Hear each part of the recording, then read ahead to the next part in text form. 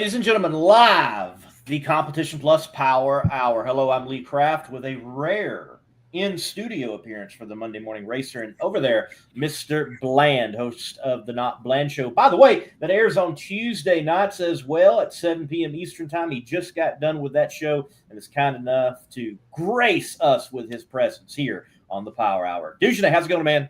It's going well, man. It's been an awesome month of just having fun in the world of drag racing, especially at these really cool SEGA events. Southeast Gassers Association Drag Racing is one of the best shows out there Look at right this guy. now. Oh, Darren Williams Jr. I tell you.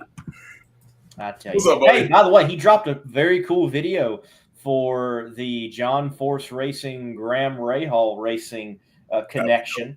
It was good. Some good transitions and cars look good. You can't go wrong, I think, with matte black. You can't. It just looks good. It just looks good. It does. It looks really good. That's gonna be fun. It's gonna be real fun for this weekend. Good stuff. Drag Racing Mayhem. No, I am not back home. No. Okay.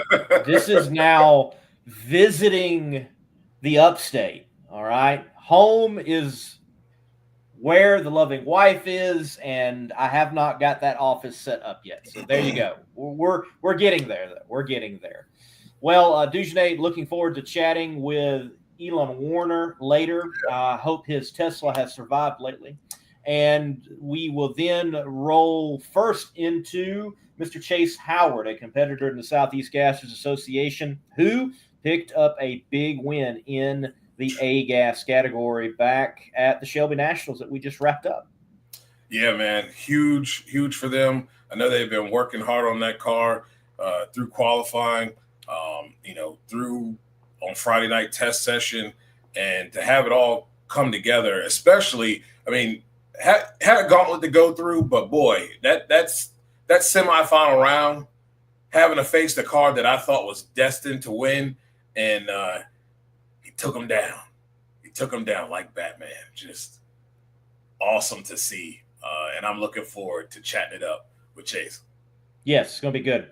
And we're looking forward to the entirety of this show. Hit the like button, hit the share button here on the Competition Plus Power Hour. We are going to transition. We're going to pump it over to Mr. Chase Howard. All this brought to you by Weldon High Performance. For your high performance application, whatever pumps needs you may have, Weldon High Performance.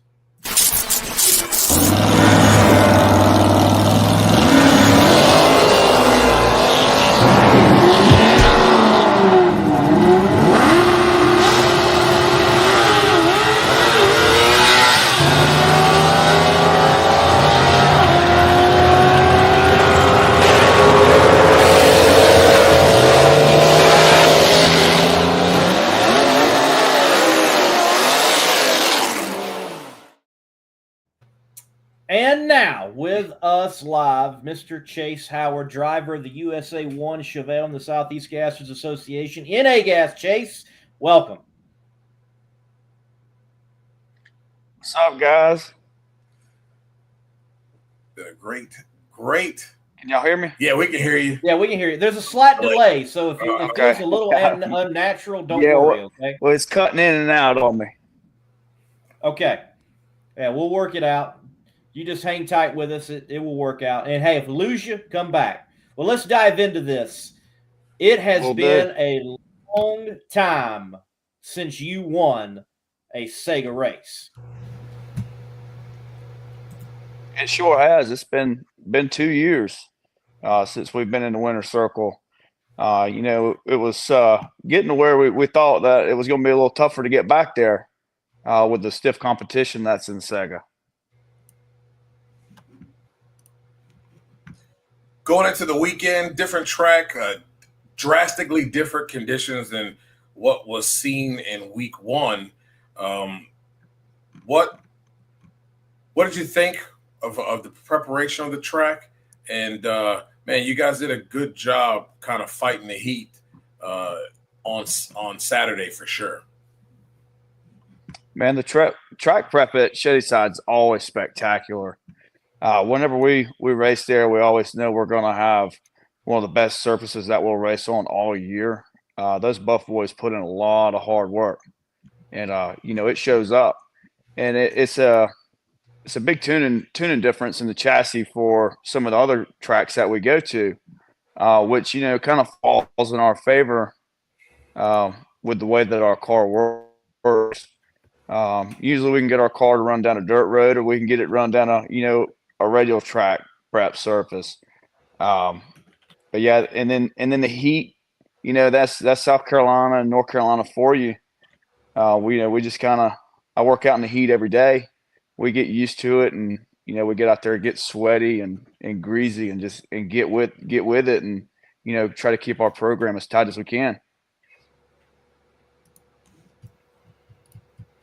Chase, from your last win, which took place at Shadyside in, well, like you said, 2 years ago, to now, how have you matured as a driver? And I know last year in particular, following very closely with AGAS, you had the incident at Killcare where you nosed the car past the 8th mile into the wall and repaired that, came back out, had some runner-ups after that and before that, now a win in 2025. So what has it been like for you in maturing as a driver? Yeah, it's there's been a lot of aspects we've worked on. Just from just staying calm in the car. Keep yourself collected. When you get up there into the burnout box, you just keep your mind set on what what you're set out to do. And just if you get into a stage in battle, or something happens, just try not to get wrapped. Stay in a good headspace, and set out to win every round. Uh, and my driving has come a long way as well. We work on that every time I get in the car. From swapping feet, setting RPMs, trying to get muscle memory, trying to hit right shift points. And we put a race pack on the car, and we get a lot of data, and we take all that data and try to put it in my brain and make it muscle memory on trying to hit shift points within a couple hundred RPMs. And that's what it takes to make one of these cars work as fast as we have them going. I thought it was an impressive day for you because you faced some heavy hitters. Number 3 qualifier and Kenneth Phillips and that silver streaker.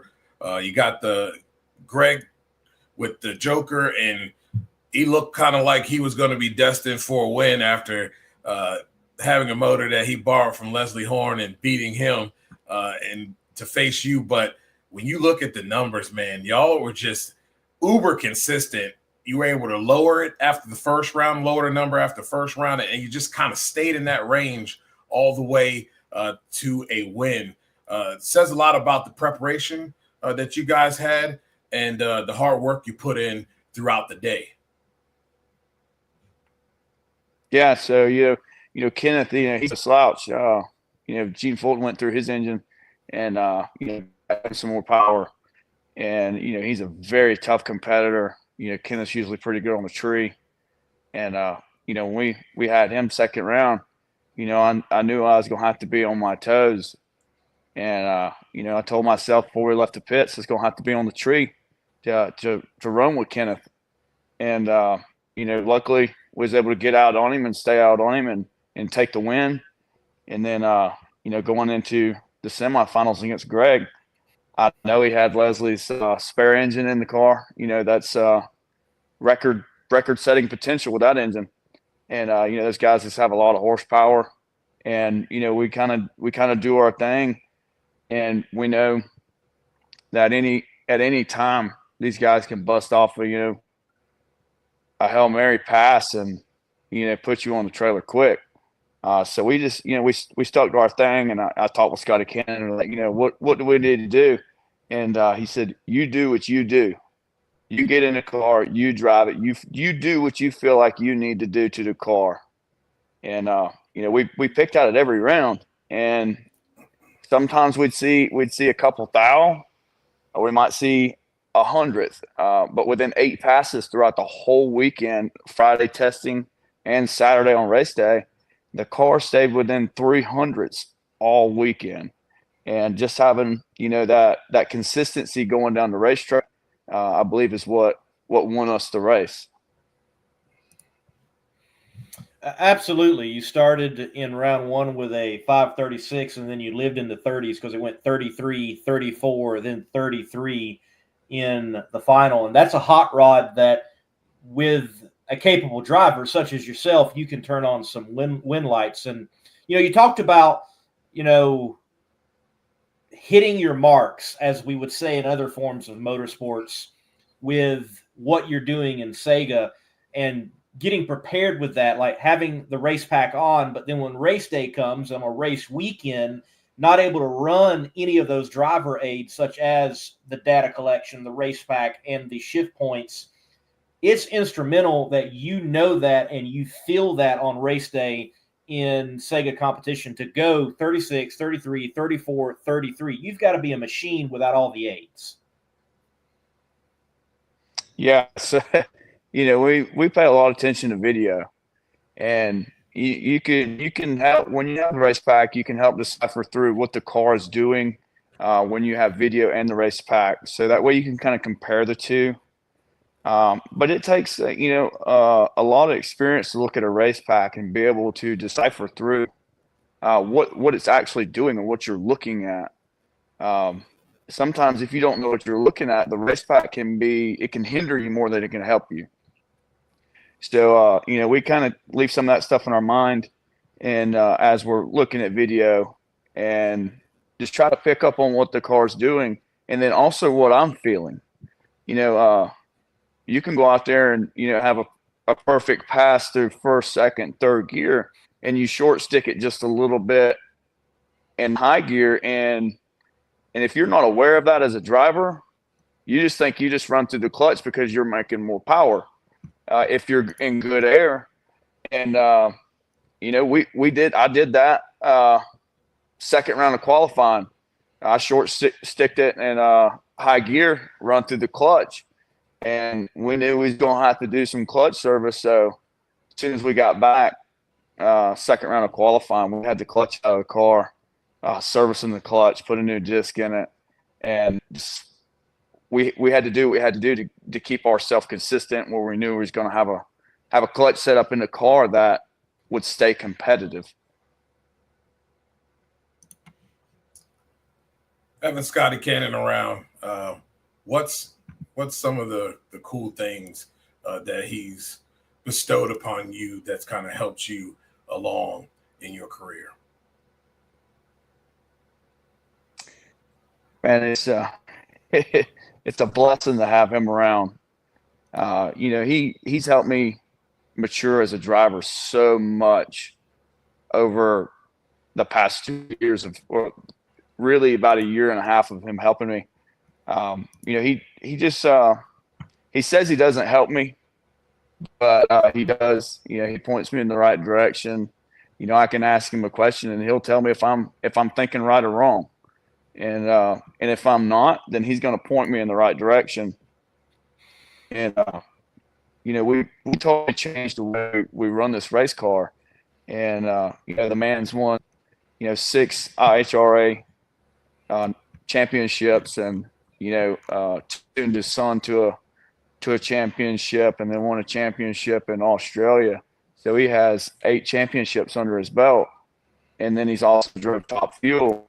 So it's kind of hard not to listen to a man that's won that many rounds of racing and championships, to not listen when he talks and take what he says into consideration. Absolutely. I'm sure he's just fun to have around too. There's a lot of good drag racing stories, and I can't help but imagine that Scotty Cannon can find some trouble when he wants to, even to this day.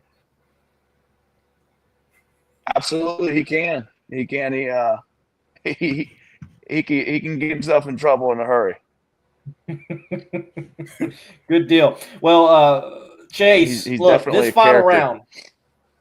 This final round, at the end of the day,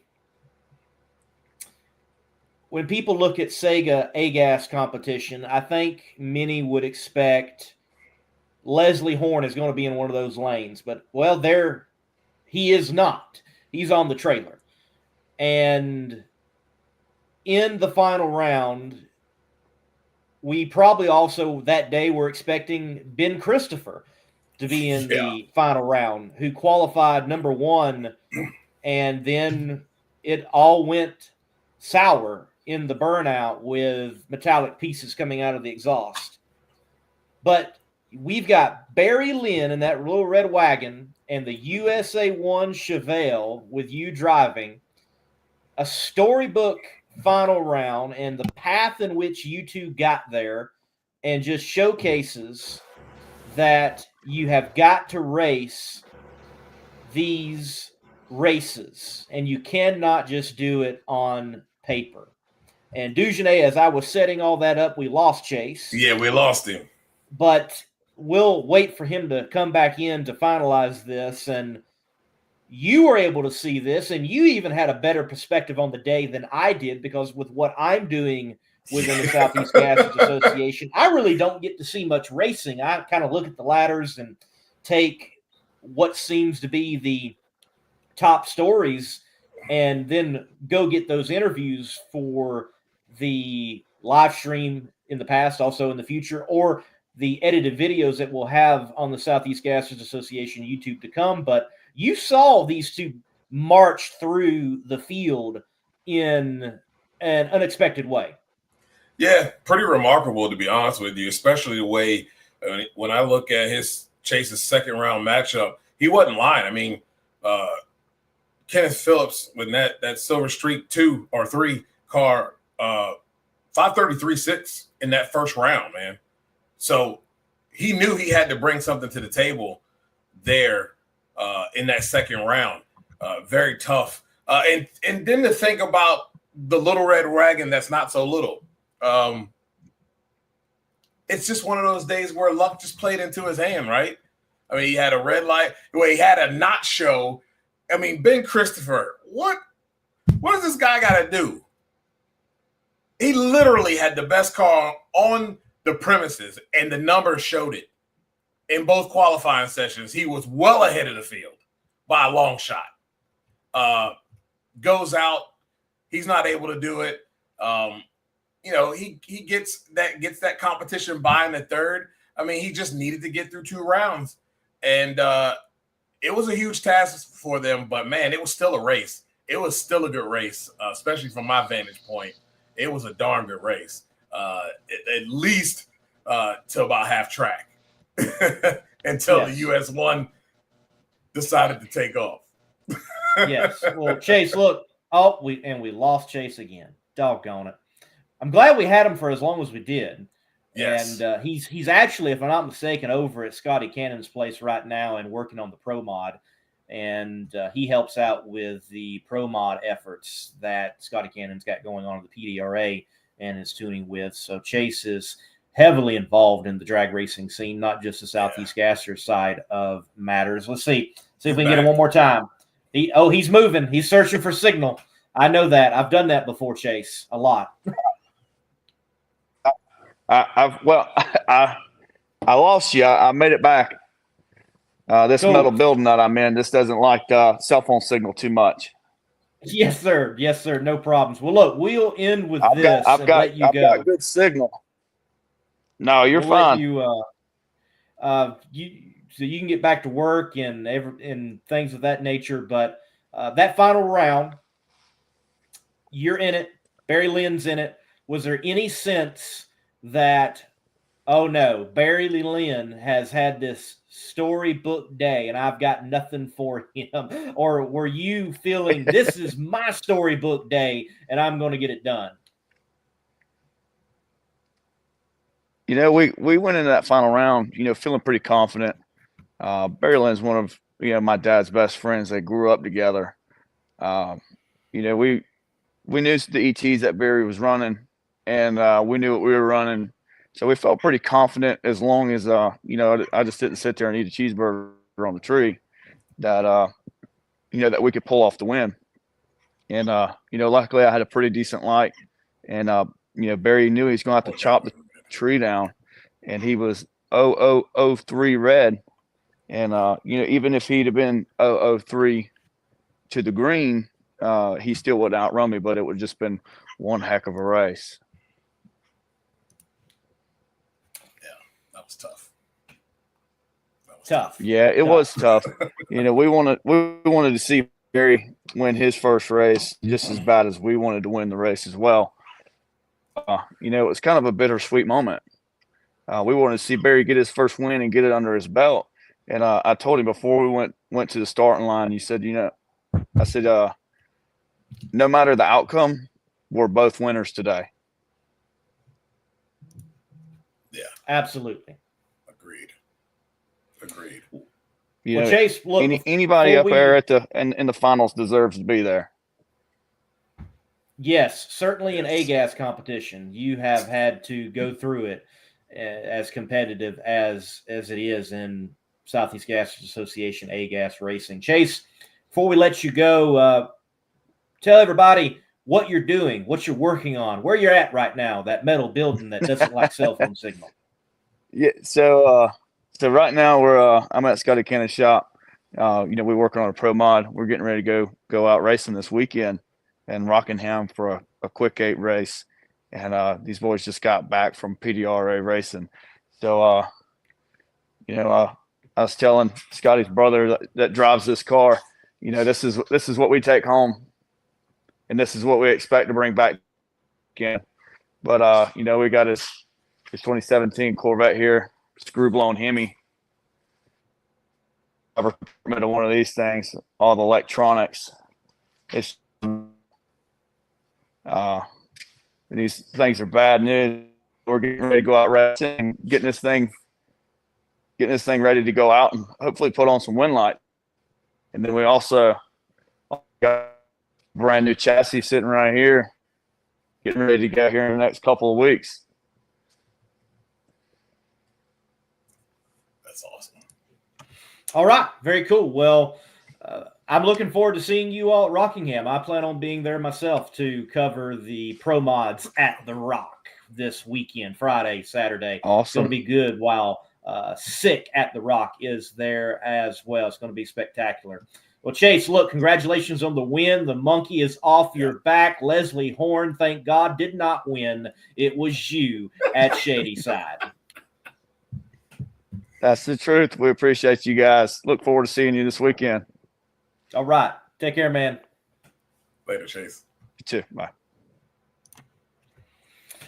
Talk about living a drag racing dream, driving a gasser in the Southeast Gassers Association, no aids, no electronics, banging the gears, turning on wind lights, and taking the big trophy home. And then you get to work with a legend on a pro mod of the modern day in the PDRA and at Rockingham Dragway. I mean, talk about a Southern boys drag racing dream right there. Yeah, it really is a dream. And he's going to be doing this with a smile on his face. He got that first win. He's on a high right now. And, going drag racing in Rockingham, first of all, legendary track in pro mods. That's living the dream, living high on the dream right there. Absolutely.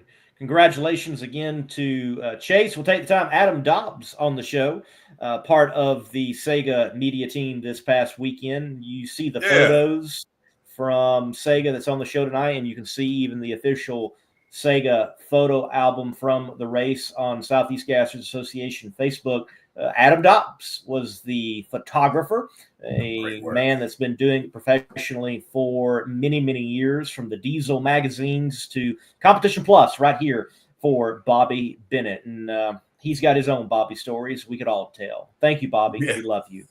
Ladies and gentlemen, we're going to take a break. Right after the break, Mr. Elon Werner. We're going to be chatting with him. And Dugenais, well, there's only one appropriate commercial that we have in the queue to play before bringing Mr. Werner on. Let's get all Bonanza. Drag racing fans, check out Drag Race Bracket Bonanza. It's the free, family-friendly fantasy bracket game. Now, after final qualifying at every national event, you can fill out your bracket for all the pro classes. It's free, easy to click on your picks. If you need some help, just hit the randomizer button to fill in the blanks. It's for fun, stay engaged, and pick your winners today.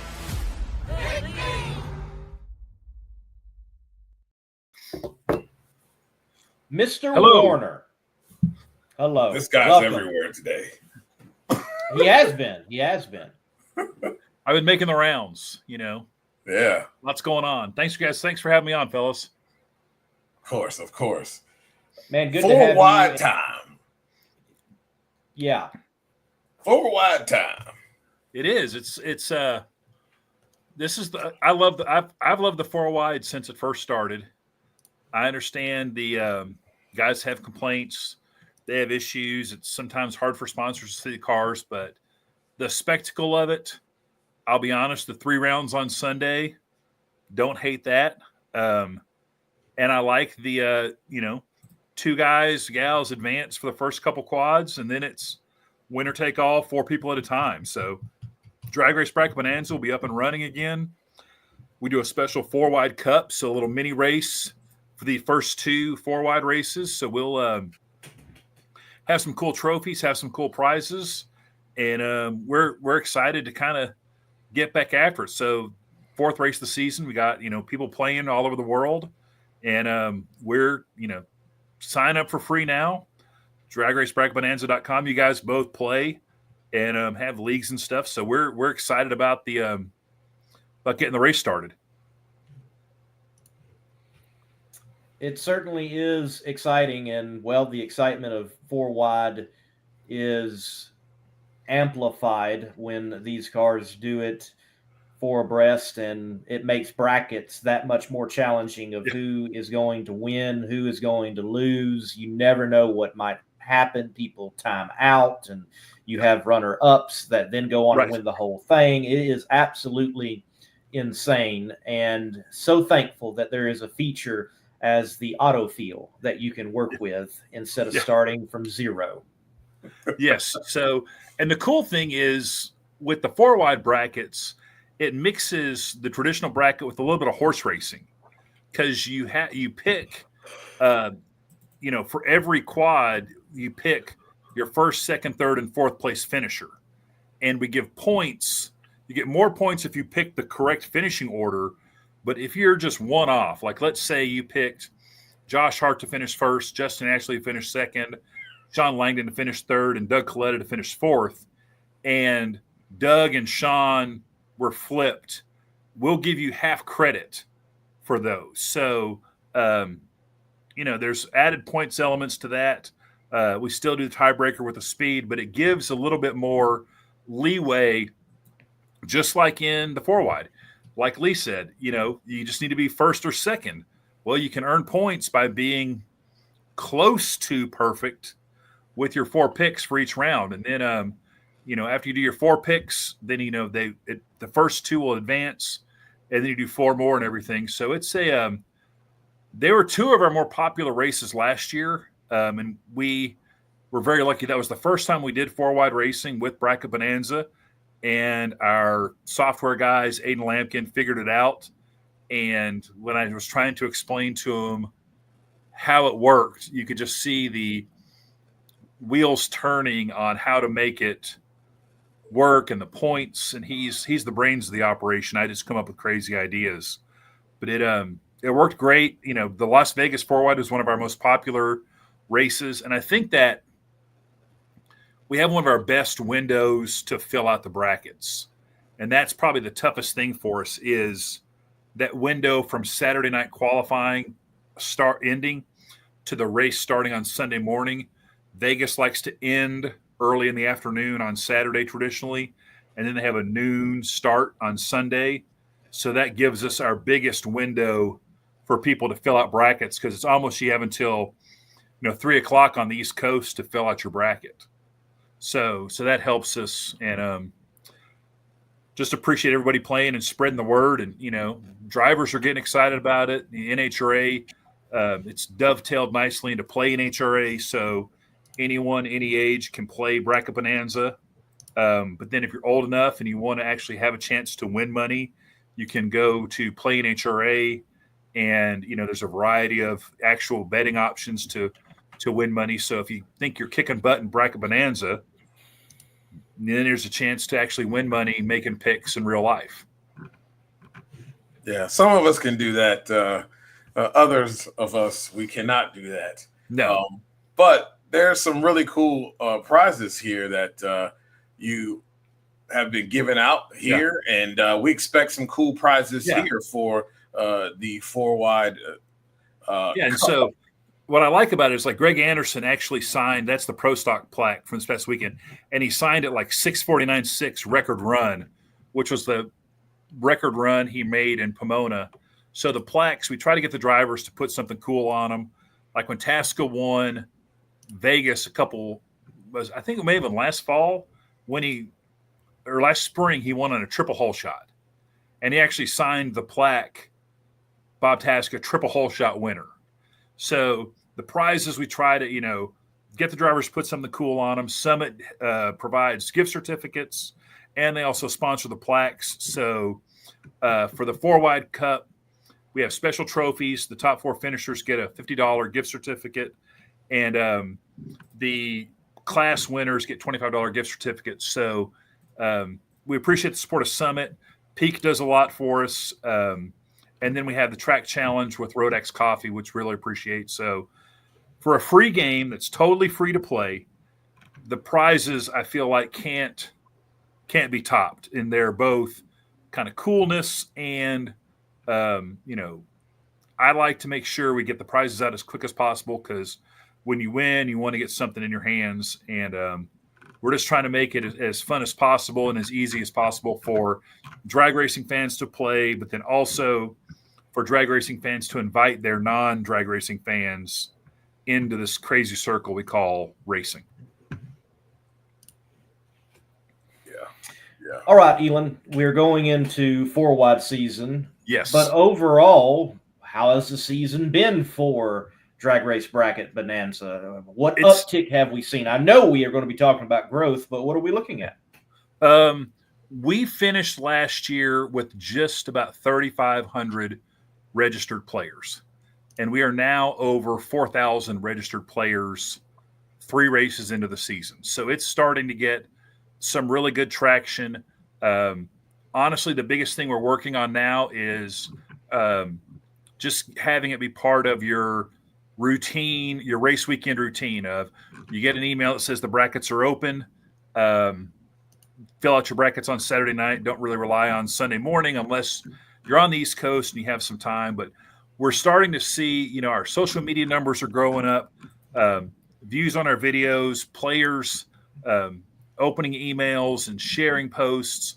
But the biggest thing is, I would like to see us hopefully by the end of this year get to 10,000 registered players. This is our second full season going into 20 races, which we're working on massaging that. It's more, Bracket Bonanza is a bracket deal very similar to the college basketball brackets that just ended. And it's easy to get 25 million people to fill out one bracket and then kind of keep an eye on it for 2.5 weeks. Getting fans to fill out 20 brackets is a little bit closer to fantasy football. So we're working on an education program and getting people to bite it off in smaller chunks if they want. And that's why we're working with our sponsors to give out cool prizes. So if you only play one time or half a dozen times, you have a cool experience, which we just remind people that if they sign up this weekend at Las Vegas, they can play the whole season. The experience is still the same. They still get, and it's a way to stay connected to the sport and those things. So we're seeing positive growth. And what I like is on the racer side, it's becoming part of their routine. Like they know when they win a race, they do the top end interview with Amanda Busick for Fox. Then they get paraded down to the starting line and do a starting line interview. They have winner circle, then they come in the press room, and part of that process is they sign Drag Race Bracket Bonanza plaques. And I think they really get a kick out of, that process and kind of that connection to the fans. So we're going to keep doing that and kind of come up with some other cool things for the racers to do. And, my goal is to continue to grow it and really highlight the racers more. Like we've now started to promote drivers to watch, like the drivers to watch for this race weekend. Josh Hart, who had a really good Winter Nationals performance-wise, he feels very confident going to the 4-wide. Spencer Hyde in Funny Car, raced the semifinals. Derek Kramer in Pro Stock, and just ways to amplify, raise the profile for drivers. So every driver is well known, not just the guys that are winning a lot of races. And I think that's my give back to the racers is we do a fair amount of social media promotion for them, press releases, and we just want to kind of make everyone aware of who all the drivers are, whether it's Top Fuel, Funny Car, Pro Stock, or Pro Stock Motorcycle. Yeah, this has been huge. Blake asked a question about whether you play Drag Race Bracket Bonanza as well. Oh, I play. I'm terrible. I play. I have a PR company, so I do play a bracket where I pick my clients just because it's just good juju, good karma. I want to throw that out there. But then sometimes, I'll mix it up and I'll change it up. I have a league where I just do the randomizer because I just like to see how honestly effective the randomizer is. And there have been times when the randomizer has been better. I've been more successful with the randomizer than my actual picks. I do know last year at the Seattle race, the guy that won Top Fuel used the randomizer when Steve Torrance won. So, but I play all the time because obviously I know when the brackets are open, but I get the email and I click through the email and then I fill it out from there. Just honestly, a little, you got to inspect what you expect. And we test everything. We test the links on the emails. We test the links on the posts. We do text updates. So I will cycle through one race I may play going through my phone. Another race I'll play going through the emails. One race I may wait until Sunday when I get the reminder email to fill out my bracket that way to just make sure like the user experience is as easy as possible, if that makes sense. That makes sense. But because I'm constantly trying to make it as user friendly, and we take suggestions from people. We started the Monday recap email last year, probably like right before the countdown started, because a guy that's on the tour told me he played for the first time, and I asked him how his experience was, and he goes, "It was pretty easy to sign up. I made my picks and I got the emails, but then I kind of got busy at work after I got home and I never really knew how I really finished." He goes, "It'd be great if I could get an email on Monday that just kind of closed the loop a little bit." So now we have the peak position Monday email that has like the bracket busters, it has the winners, it has the pie graphs, it has some other stats. We have a quote from the bracket buster. We show off the Rodax Coffee Track Challenge list. And then also there's a button you can click that shows you where you finished. And that just kind of helps close the loop a little bit. And that was basically straight up user feedback. We do probably 2 or 3 surveys a year from just asking, how can we make Bracket Bonanza better, more fun? Is it more stats? We partnered with Drag Race Reference with Dave to just have more stats available. We try to make more pictures available. We just try to make it more user-friendly. If you don't know a lot about drag racing, it can still be fun to pick drivers. We incorporate the Play NHRA odds into it. So now, we're working on how can we leverage it or make it easier to do NHRA.TV, or when the races are live, what can we do to maximize the user experience so you can have your bracket and really experience the fun of seeing how well your picks are doing.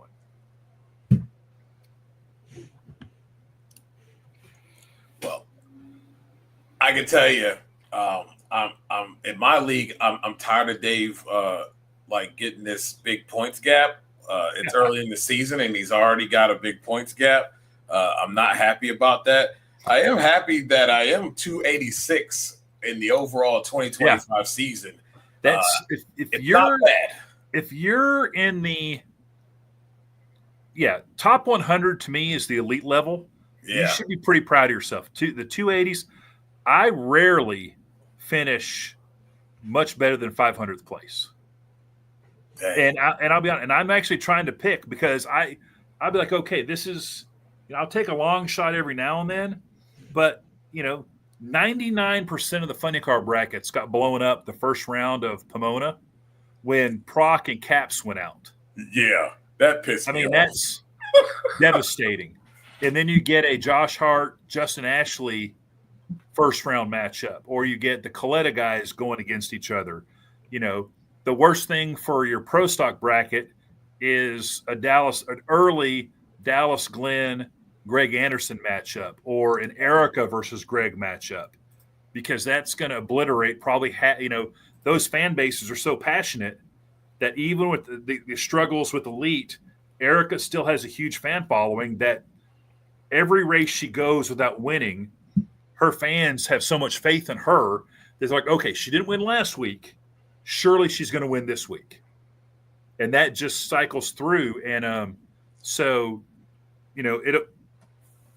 I hate the start of the season without Pro Stock Motorcycle. I know kind of why it happens, but when we get into the groove with all four classes running and Pro Stock Motorcycle, then you can kind of, because everybody wants to see, will Gage Herrera continue to dominate? That's probably one of the number one things we get from Bracket Bonanzas. We would like to see, I love me some Gage Herrera, but I would love to see Richard Gadsden or Salinas or Chase Van Zandt sign another plaque, or Angie Smith or Matt. I mean, they're all capable of doing it, but we do a stat of drivers that have signed the most plaques, and it's Gage by a mile. I think Gage has signed 18 Pro Stock Motorcycle plaques, and we've only had, 30 races, maybe not even that many for Bracket Bonanza. So I like the domination side, but I'd also like to mix it up with some different Pro Stock Motorcycle riders getting the chance to sign some plaques. Most definitely. You know what though? After this past weekend, you mentioned those two. Steve Torrance also had one job, and that did not make me happy. Added to the dismay, my bracket was shot after first round. Just might as well go out, take it out back, and burn it. It when after the first round, it looks like one of my old school essays that I used to turn in when I had to take a poli-sci class, and it was just littered with red marks of the conclusions, sir, you've drawn are completely insane. And I was like, okay, well, maybe this, I had a lot more faith in, Chad Green is, he's won races, and I then guys like Spencer Hyde coming out of the woodwork, it's great to see. It's great for the sport. And to highlight those guys with Brackman, I think that's the funniest thing is we go to these guys for bracket busters afterwards, and that's always kind of an awkward conversation. The guys have been great, but you just kind of go up to a guy and be like, hey, congratulations, you won first round. Less than 1% of the Drag Race Bracket Bonanza players thought you were going to win that round. What would if you could talk to them, what would you say right now? And we've gotten some great answers. Like Spencer Hyde was like, hey, man, we're going to get it figured out. Keep doubting us, and we're going to keep proving you wrong. Blake Alexander gives some great answers. We've gotten some really, I went and talked to David Quadra. He was a bracket buster, and he was just like, hey, I'm not here to make your bracket be successful. I'm here to win races, win rounds. So pick me, so your bracket's successful. So that's cool that the drivers are aware of it. We try to have fun with it, and you just really can't count anybody out. If they qualify for the race, they have a shot at winning. You got to be in it to win it. The Winter Nationals prove that with the success of, Dan and Spencer racing each other in the semifinals for a chance to go to the finals. Guys going out early, guys like Beckman having some success but not being super consistent. You can't really look back on past performance as a guarantee of future success anymore. So we'll just have to see, and that makes filling out the brackets a lot of fun. Yeah, really does. Well, Elon, look, the drag race bracket Bonanza will cause people to go bananas from time to time while they're having a lot of fun. But in your realm, it's not the only thing worth mentioning and garnering attention, because there are some possible rewards up for work in your portfolio. Yeah, so we got, Buddy Hull's one of my favorite guys to work with. I think he's a breath of fresh air for the NHRA, and he challenged me to help raise his profile a little bit. And the NHRA has the digital TV channel on Roku and Tubi, and we made Talking Funny Cars with Buddy Hull last year and did 9 episodes, and it's been nominated for a People's Telly Award, which is really cool. It's basically a fan voted award. So you can click on, you can go to NHRA.com. There's a story on NHRA right now on Drag Illustrated. A lot of people have been tweeting about it, and just vote. And basically, give us 5 stars. We'd love you to watch the show. You can see all the episodes on YouTube. But it's really cool to kind of, when you see all the shows that kind of got shortlisted, we're one of the few sports shows in there. There's, some dramas in there. There's documentaries. There's TV shows about, animals. And it's really cool to just see the traction the show's gotten, the positive response. It was one of the most viewed shows on the NHRA's digital channel last year. We're going to do it again in 2025. We'll start filming in Sonoma. But yeah, so very proud to have worked on that project with Buddy Hull. But yeah, if you go to any of our Werner Games Entertainment social media, you can see the links, or NHRA.com has a story, and we'll be tweeting that out. But you basically just click. You can watch the show if you want, or you can just give us 5 stars, whatever's suits your fancy. But that's a cool deal to see NHRA getting some recognition in an award space like that. And we would love to. You can vote from now until April 18th, and then we should know pretty quick after that whether or not, we won. But it's very cool to be recognized for a show that was really just kind of a fun thing to do with Buddy, just shooting the breeze with other funny car guys. I learned a lot. The Paul Lee episode was one of my favorites because he just started telling stories about Jungle Jim and why he's racing funny car, and I completely got sucked in to listening to him talk. And we talked to Paul Austin last year. Proc Dan Wilkerson's show was one of the most popular shows as far as viewership last year. And now we'll be able to see the show in arena at NHRA races. We're going to start chopping it up a little bit to make it a little bit easier to consume. Hopefully we won't have too many oil downs, but it's going to become part of the NHRA in arena viewership, so that'll be good for the show. And it's a fun deal. And yeah, so just head over to the Telly Awards and give a Talking Funny Cars with Buddy Hull 5 stars. Done and done. Yeah, and it's I have every PR guy is just a frustrated TV producer. So being able to kind of put that show together has been a lot of fun. And, my mind is kind of constantly always working. And, Lee, you and I have talked about some Sunday night type shows. I would love to get like a racing sports reporter type show like the old school ESPN show where you got like 4 or 5 reporters just talking about like legit news stories, where we can talk about tires and wind deflectors and what's going on with Elite right now versus, the personalities and, Blake Alexander, starting his own thing and partnering with Chad Green and, the get Matt Smith and Angie Smith and the Vance and Hine, and really we have so many good, true news stories in our sport and personalities.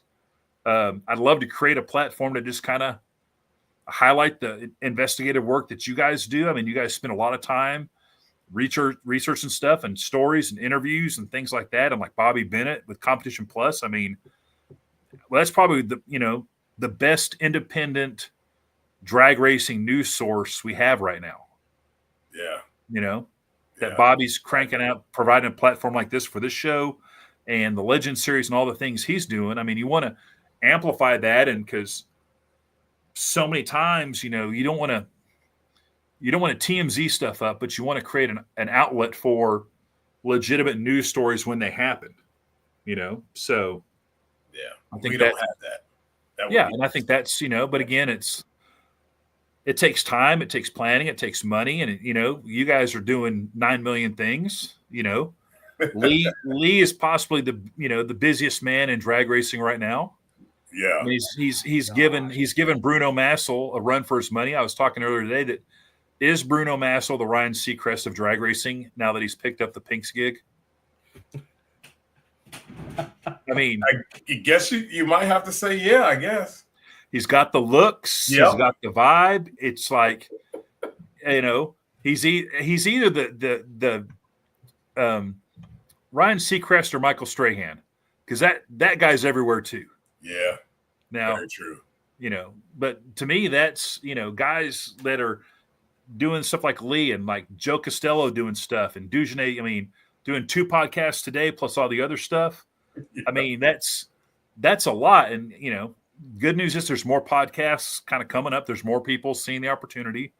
But I would love to, encourage more people to, but you guys can tell it ain't easy. And it takes a lot of time, and you got to put the time in. And, but the good news is there's knuckleheads like me that'll make people available. We want people on your shows. We want the shows to be successful and promote them and all that stuff. So there is certainly room for talking funny cars with Buddy Hole and beyond that in what you're describing. And I would also say that I've noticed, like, I'm year 6 in this. Folks, stick with it. Yes. There are so many that I have seen that have started, they were doing really well, and they dropped off. Yeah. And just stick with it. You never know what might happen. You never know what door might open. Stick with it and keep going. And Lee, this from, between the slicks, be consistent. If you say you're going to have a show on Thursday, crank out a show on Thursday. Right. Yes. And some of them are going to be great. Some of them are going to be good. And some of them, they may not be that great. But you got to fight through it. And just people just know that you're going to, and that's a part where I think a lot of people start things and then realize, oh man, I got to do this again next week. Yeah. And then I got to do it again. And I got to, and that's the part that, honestly to me is the challenge of it. And my son and I, basically, I have an Instagram account, and I exclusively basically use my Instagram account with my son to just send him Jocko Wilco, David Goggins, all, the Dana White, all those short motivational clips that you see of like, yeah, you had a chance until I woke up today. Right. And I woke up and now you're screwed. That's not what he said in the one clip that I found recently. Right. But he's like, I woke up, so everyone else, you're screwed. And that's honestly the mindset that, as entrepreneurs, you guys get it. It's no one sees the struggles. They see the good show or they see the clip, but they don't see the grinding, the pain, the begging, the scraping by, they see us at national events, or they see you guys at events and are like, man, look how easy those guys have it. All they have to do is talk. They don't know that you guys prepared for 2 hours for this deal. Right. And it took you guys 3 days to line up everybody. And you got overhead of StreamYard accounts, and you got to figure out show opens and advertisers. And they just think, oh, man, look at Lee and Dugenay, just easy life, just sitting on here, just gabbing for an hour and a half. Right. And right. But just if you're watching the show, realize that Lee and Dugenay's investment in this coming up on just 56 minutes has been at least 8 hours to get to this point. Yeah. And guess what they're going to do? When this show's over, back to work. They're going to start thinking about, okay, what's next Tuesday look like? Because you got to just keep. I will be honest. I help out with the show sometimes, but it does not hurt my feelings when the fall rolls around, and I'm just kind of like waiting for how much longer are we going to keep doing Power Hour? We've been doing it for 30 straight weeks, and then Lee. My captain is like, how about we do a show the Tuesday before Thanksgiving, and then maybe one more round PRI, and then let's catch up after the first of the year. Right.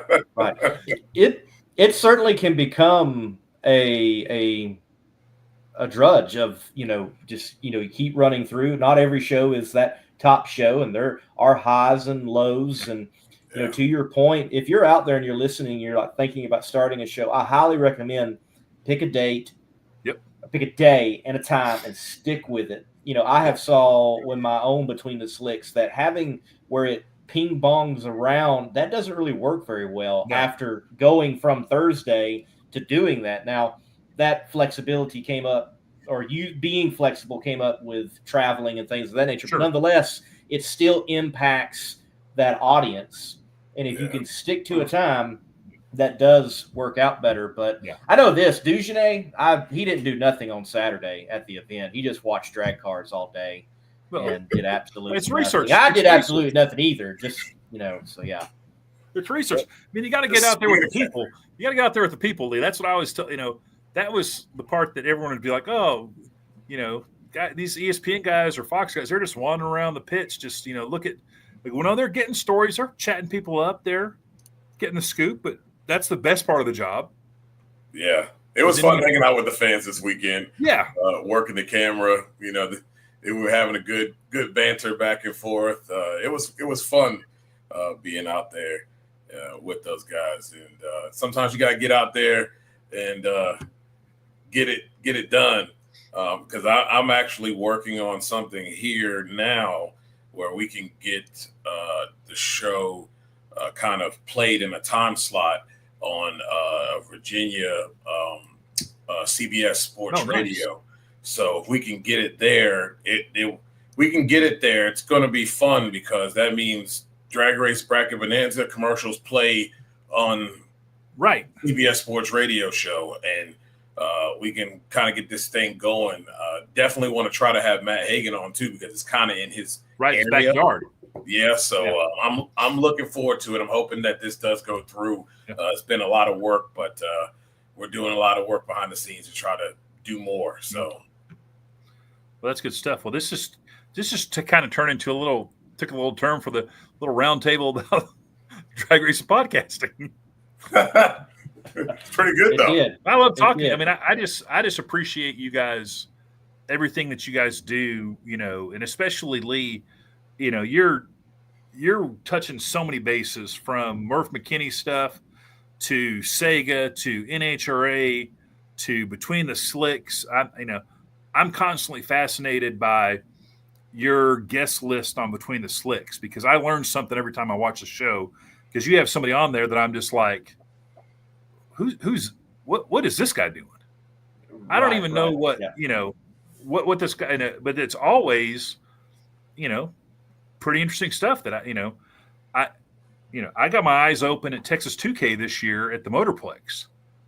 I had vaguely heard about roll start drag races, but then unfortunately, I wasn't there when the Lamborghini ran 240 miles per hour.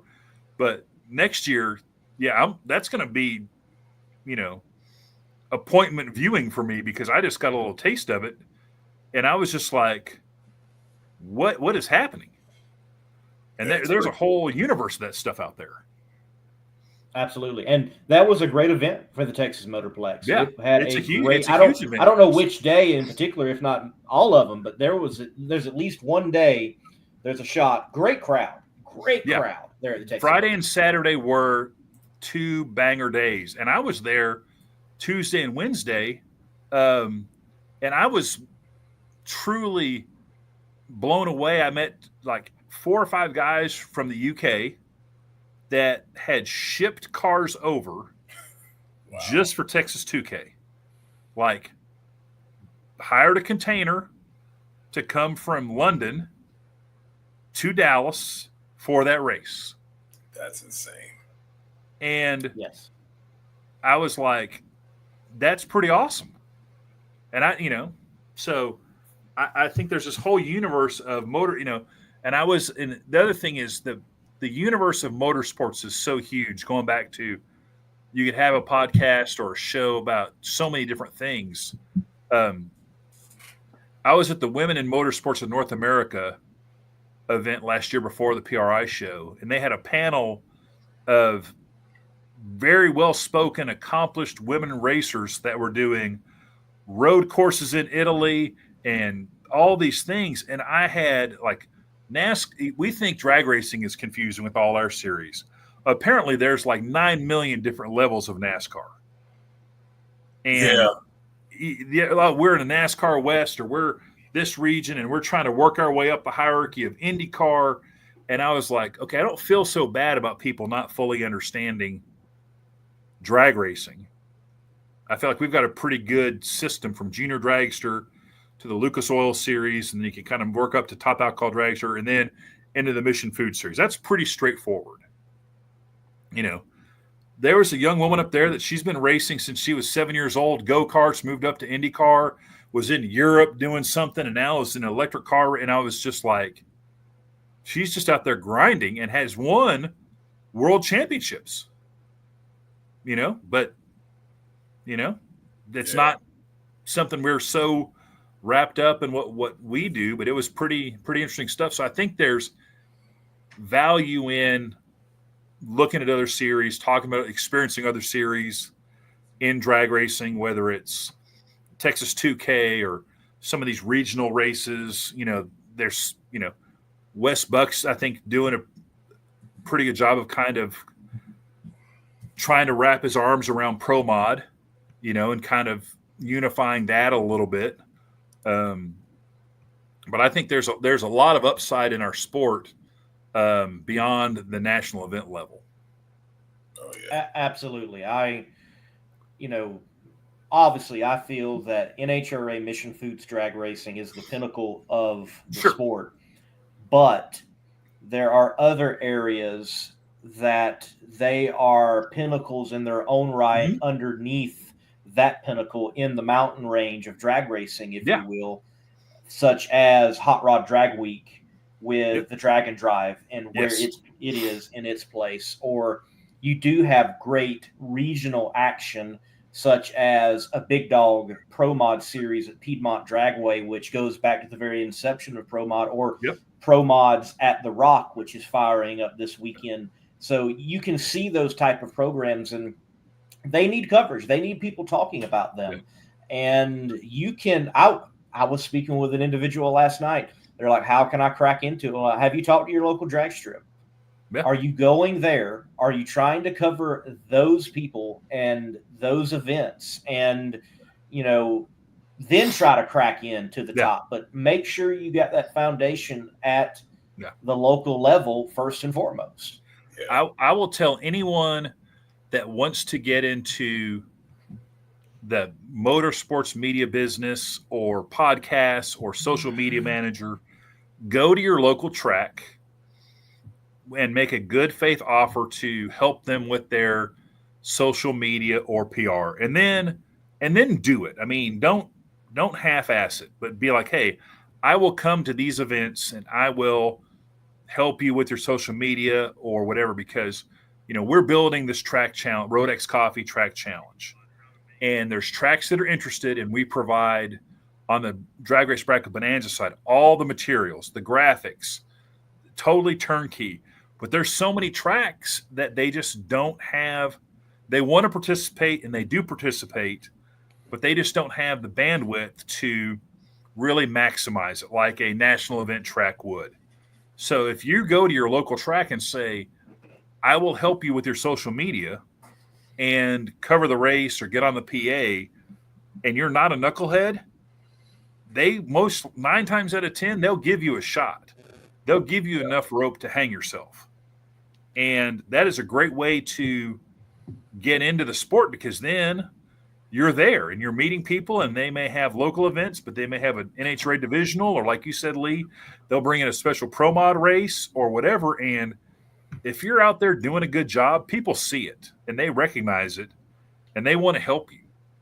And, the opportunity is there to help your local track if you want to put the time in and be a go-getter and be responsible.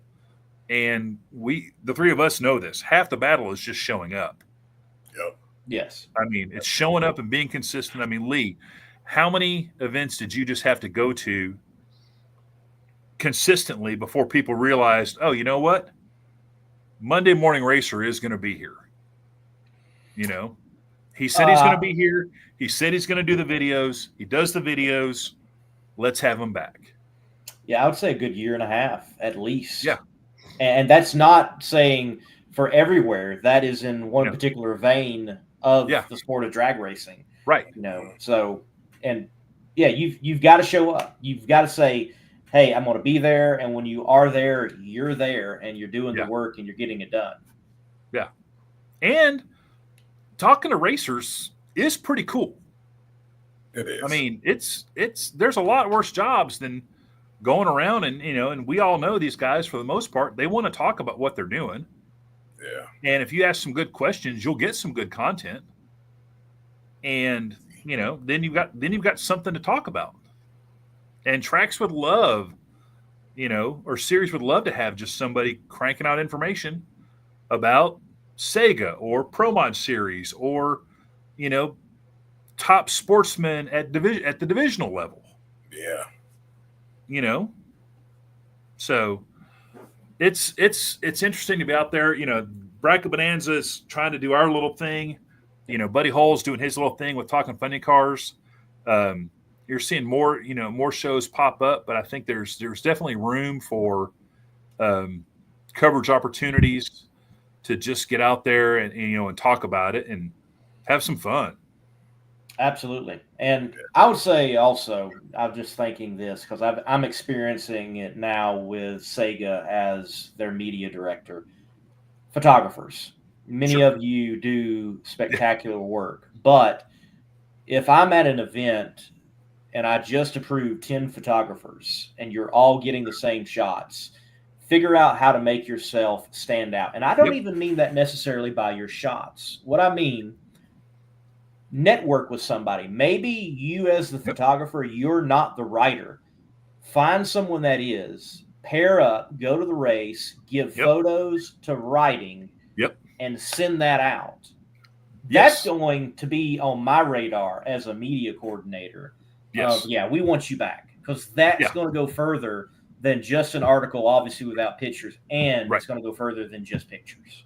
Yeah, and that we did that at for the Pro Superstar Shootout, And I think, to your point, there's limited photo spaces on the starting line, on the guardrail, but there are unlimited photo opportunities in the staging lanes, in the pits. Different things you can do.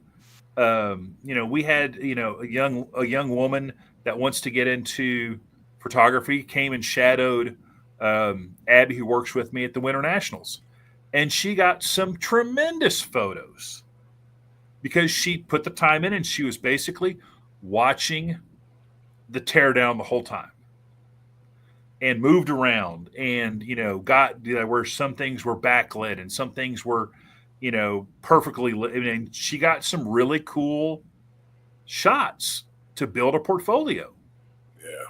And then shared them with the team. And I'm not trying to cut into auto imagery or Mark Gravalis or these Krista Zivic's, business, but for young people to take a shot at like learning the craft, figuring it out, Yep. That's huge. It's a big deal. But yeah, so yeah, Lee, dealing with photographers, making sure that they understand the deal, it is a huge part of growing the sport, and pairing them up with a writer. That's a great suggestion.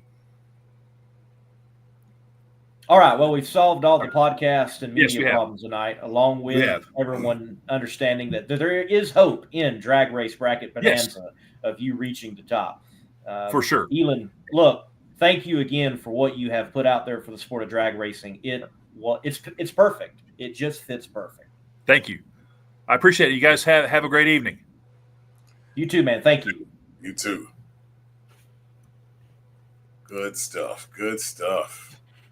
Well, Dujanay, look, I love what Elon's doing, and certainly a big help out there in the drag racing world. Folks, if you can stick with a fantasy league, this is for you in the world of drag racing. I have played. It is a lot of fun. I just always fail at fantasy no matter what eventually, and I just don't bother afterwards. I need to, maybe I'll do the 4 wides and just jump in on that and see how I do. Maybe get the cup, okay? Maybe get that. But I always miss that one weekend after I, was up late filming a drag race, and it was an East Coast race, and I'm on the West Coast, and it's like, oh, my picks, So it'd be cool if there was like, okay, you can pick from the second round with a heavy penalty, but still earn some points or something. Like, I forgot, but oh well. It is perfect though. What Elon has got worked out with Drag Race Bracket Bonanza, it just makes sense with drag racing. It's a lot of fun. Yeah, it really is, and it's been great to be paired up with them as being a sponsor for the Not Bland show, and we're working feverishly to try to get that deal done, because if that gets done, that's huge, and it's going to be huge for my sponsor. So it has been overdue, and like I said on my show earlier, it's one of those things where all it takes is for a person to play one time, and then they become vested.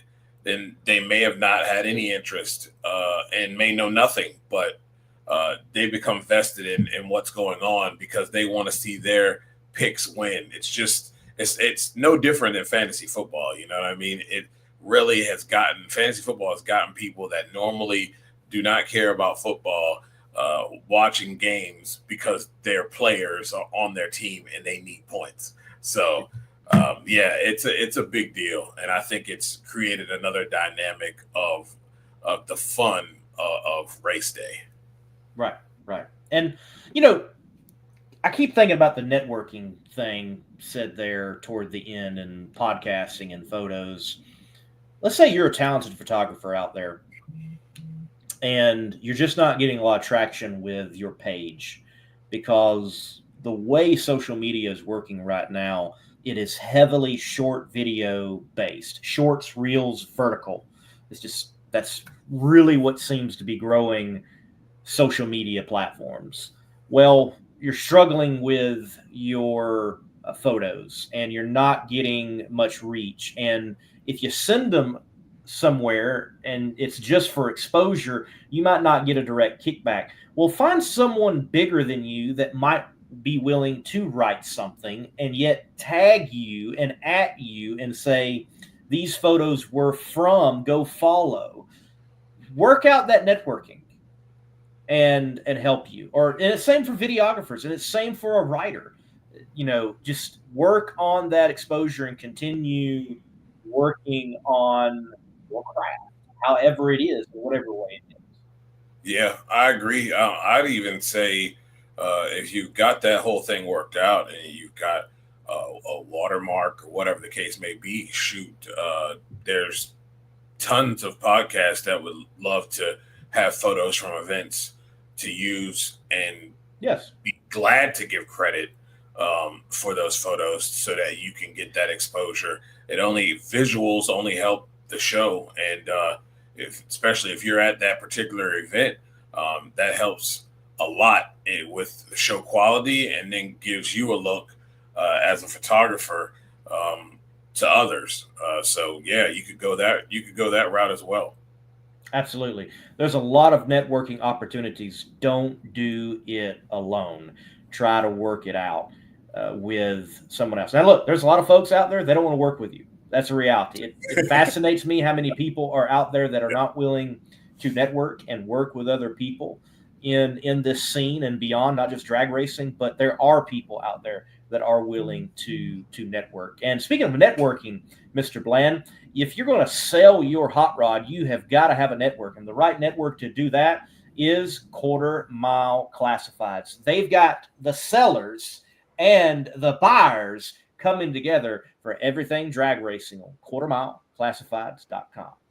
QuartermileClassifieds.com is a new and easier alternative to online classified advertising. We make it a simple experience with $20 getting your car, hauler, engine, or parts listed for 2 weeks. If you want to make a bigger splash, we have VIP listings that provide even more exposure, including social media. On QuartermileClassifieds.com, you get up to 10 photos of video and up to 2,000 characters to deliver the message you need to make the sale. QuartermileClassifieds.com is a trusted classified ad partner of Competition Plus and the Roof Tech Top Eliminator Bonus Fund. Visit QuartermileClassifieds.com today.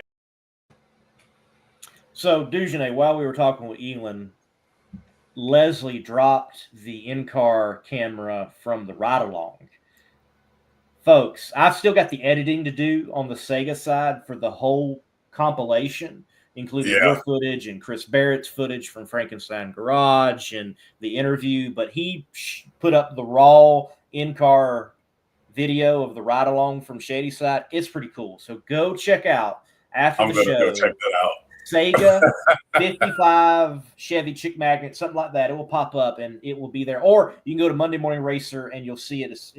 I've already shared it. It is just cool what went down for a very good cause at the Southeast Gassers Association race. Dujanay, I definitely want to take the time before we get out of here to take questions, to talk with folks directly in the comment section. I want to start here, though.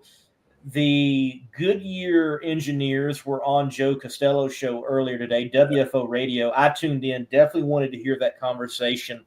One, I do think they were a bit too secretive. Like, guys, come on. Nobody else is going to be trying to make no tire that you're already making. You could have shared a whole lot more.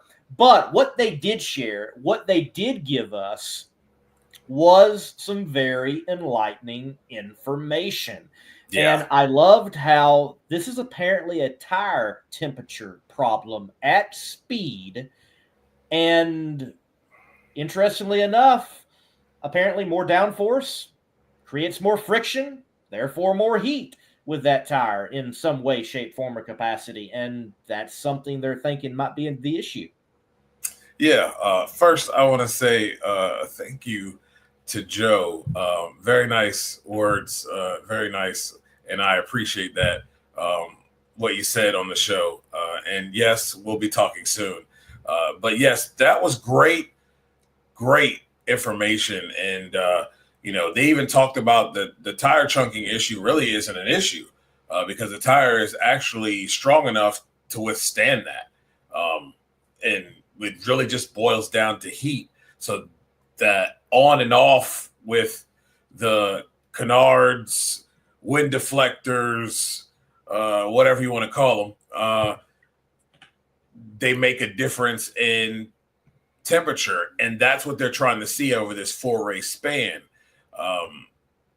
They said it wasn't enough data just yet. I would think you've had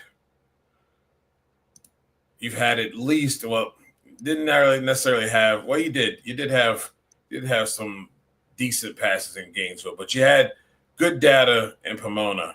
And right here with the 4 wide and then the next one should be good enough data to figure out what the differences are.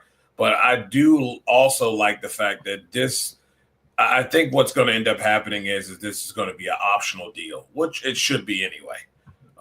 Let them choose. It's kind of coming down to it being a tuning, like a tuning tool. You know, the combination of the canards and your wing angle and whatever else you want to do. This seems to be something that could be, used as a tuning tool. I know, geez, I forget who said that, but that one cruise chief said it was much to do about nothing, basically. I believe you're referring to John Collins and saying that, call them canards, air deflectors, or useless. Yeah. Yeah. Yeah. So I don't know. Certain people feel a certain way about them. So, certain people think they're a tuning tool and some people think they're useless. So I'm interested to see how the next two races go. And I'm interested to see what the decisions that will be made. But a lot of good stuff was said on that podcast. I said the same thing on my show. Definitely, if you don't check out anything else on the show, that was very informative, and I think you'll learn a lot from it. You will learn a lot from it, and very glad those engineers from Goodyear gave of that time, because they do tend to be very, very secretive. Like he said toward the end of his interview, it's like, we actually like it when we're not being talked about, especially right. The people don't like it over on the NASCAR side when you're talking too much about tires, but there on that side is a completely different issue. Like, I want a tire that falls off. I want a tire that wears out. I want a tire that gets greasy and drivers have to drive. But we obviously want tires that make it through a full pass and do not absolutely disintegrate and fail in the manner that we have seen on occasion. And I'm sure that Top Fuel owners and drivers, they do not want to lose a set of tires after each and every run. I am interested, though, I agree. 4 races is going to give us an idea of something, but it's not going to give us an idea that could be a full picture, I don't believe. Yeah. It's not going to be a game changer or anything. Right. You're going to have some data. Yep. I think we need almost 4 cars to commit to run no air deflector, mud flap, canard, flappy piece thing off the side for the rest of the year and track that data of what they are experiencing, because I don't hear much when the tracks get hot, slick, and greasy.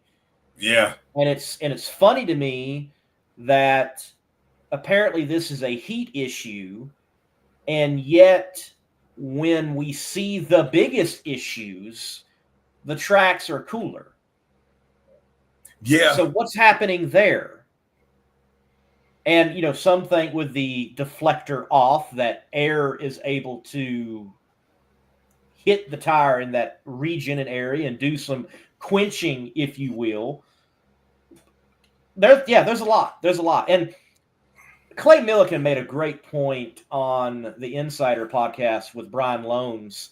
You can't just wind tunnel a Top Fuel car. It doesn't work that way. Right. One, very challenging to wind tunnel something at those speeds. It's not impossible. You do have wind tunnels that have the capability. They're very expensive. But the cars sitting still reflect in no way, shape, form, or manner what they are doing at 850 feet. Yeah. When they're under full load, when they're fully arched, and those type of angles. Okay. So it's not going to be a full picture of what it could be. You might get an idea, but might not be the most accurate idea. There's a lot of thinking happening with this and the air deflectors, mud flaps, canards, whatever. So here's my thing. Why not let the teams not only choose what they want to run, but within reason, why not allow them to run whatever style of wind deflector you want to run? We've had things that look like spoilers on the side of these things that were not flat. They were kind of made like almost airplane wings. Right. Why don't we go back to allowing some of that and seeing how that works? Because obviously it doesn't affect the dragster. It doesn't affect the dragster when they're off. So a different style or angle or whatever that may be, yes, Drag Race Mayhem, open up for development and let them see what it is. I mean, we can't innovate. There's no more innovation in the sport in the nitro ranks anymore. There's no more innovation. But in that regard, you could come up with something different. I don't think you're going to get that much performance advantage because at the end of the day, most of your downforce is coming from your big wing. So let them figure out something else that stylish, whatever that may be, but gives them whatever they are looking for, but still allows for that air to pass and be able to affect the tire more rather than less. Absolutely. And I'm searching for photos and I'm not finding what I want to right away. But I think it was Kenny Bernstein that had yes, one. Kenny was doing some different things with arms. Uh-huh. They were doing some different things. They had at one time what would look more like is on a front engine dragster right now. Yep. That type of wing. And they also at one time there was big pieces of in front.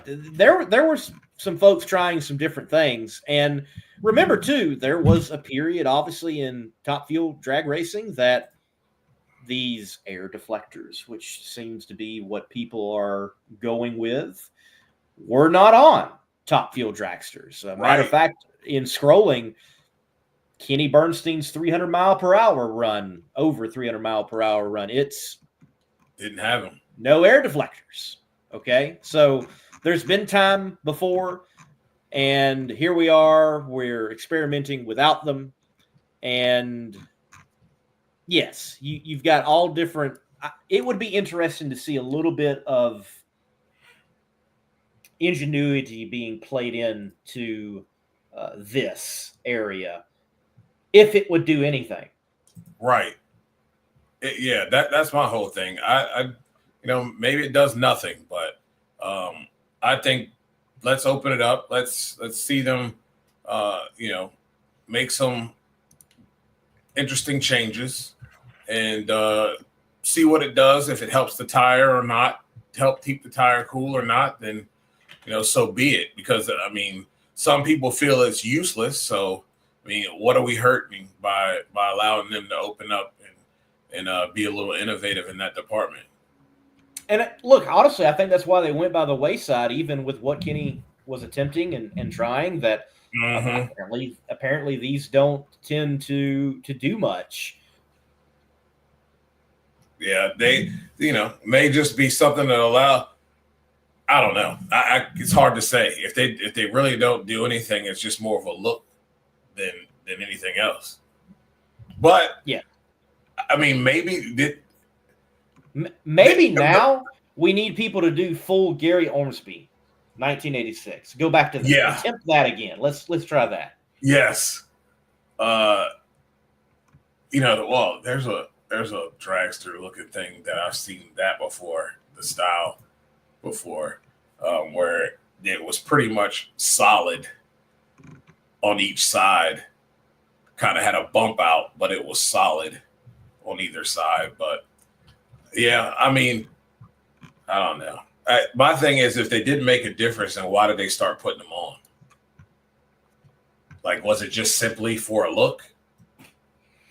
No. From what I understand, it goes back to per dome, and they were attempting to increase downforce of that time and that day. Apparently, downforce is not an issue at all right now. Maybe they have too much. Who Right. knows? Again, I think there. I like that we're taking a look at this, Here and goes something. it is interesting. I will say, from what small data points we have, it does seem people are going at least faster without the air deflectors. It does seem that way, doesn't it? It really Yes. does. So I think it's not that. Oh, did I?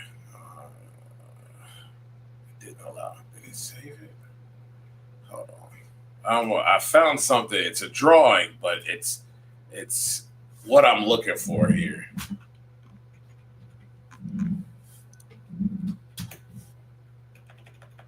I don't think it's going to save it. It's not saving it.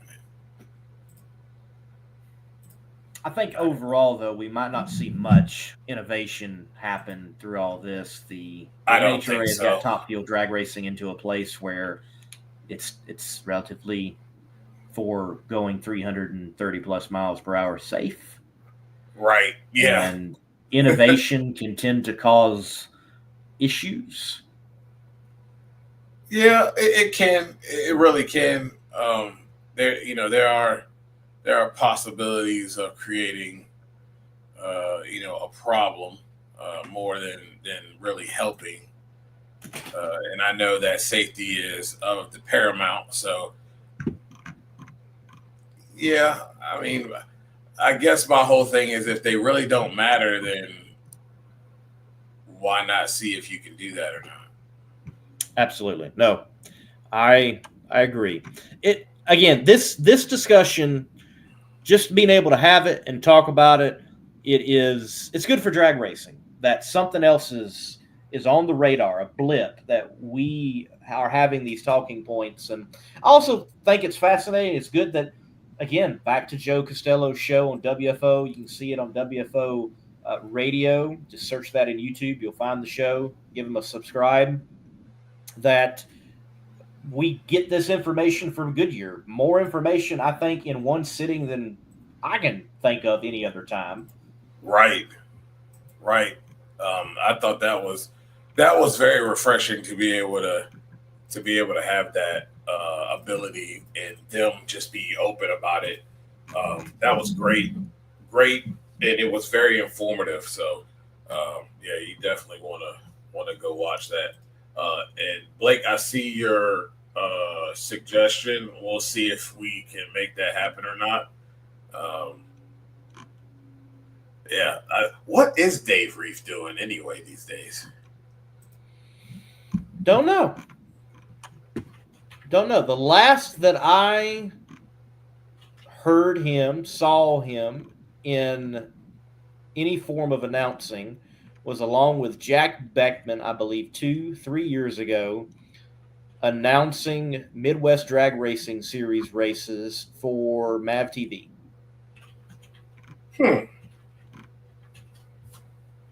Interesting. Very interesting. I'm still trying to find it, but I can't find it. I'm looking to. Again, did not for a very long time run anything different. I can remember very large black molded ones. I can remember the more canard or front engine dragster type of design. So yeah. The one I'm looking for is kind of it's kind of oval like. It does a little. It's flat on the bottom, but it has this little scoop. But it's solid though. It's not. It was a solid piece. It even had a side piece on it. It wasn't like the ones we see now. Right. And yeah, Mike did bring that back. And there's many folks that, studies, they think that is more aerodynamically sound. And that's why Garlett's went with it. And the engineering that is in that particular car with Garlett's. And, there are some one-piece bodies still out there, not in Top Fuel, but Randy Meyer Racing actually runs one-piece bodies to this day. Yeah. See, here's one that's really good. Another style. I don't know if it's a daggone. It's It's a die cast. It won't come off really good. But so you know what? So since we're on this wind deflector thing, was it Daryl Russell or was it Morgan Lucas? Remember that different styled body shape for the dragster that they ran? I don't know. I want to say it's Daryl Russell, but it was a different style body for the dragster. Maybe somebody out there in the comments remembers that, because I think when they first ran it, it really didn't have a color at first. Yeah, so it was Daryl. Yeah, it was a weird shape. I know this is way back, but I wonder, like, was there anything gained on that? Like, did it make a difference? You know what I mean? Other than look, it didn't. They ran it for a while, but no one else ever really picked that look up at all. Right. Let's see.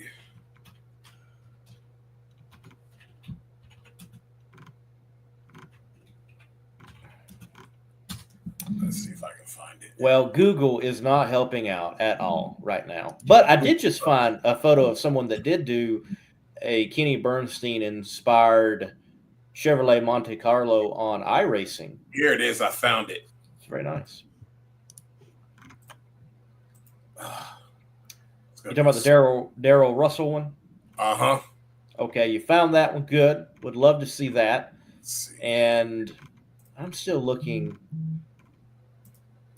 Just probably not going to find it. But again, fascinating conversation, and I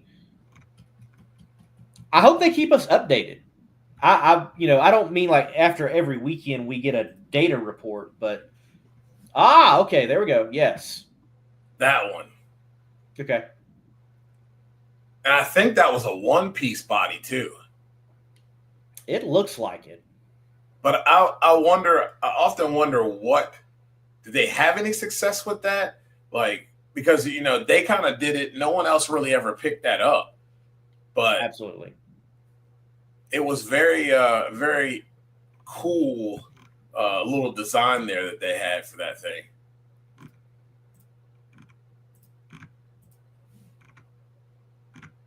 Oh, there's another picture of it too. It was kind of grayish in that one. 2003, Las Vegas.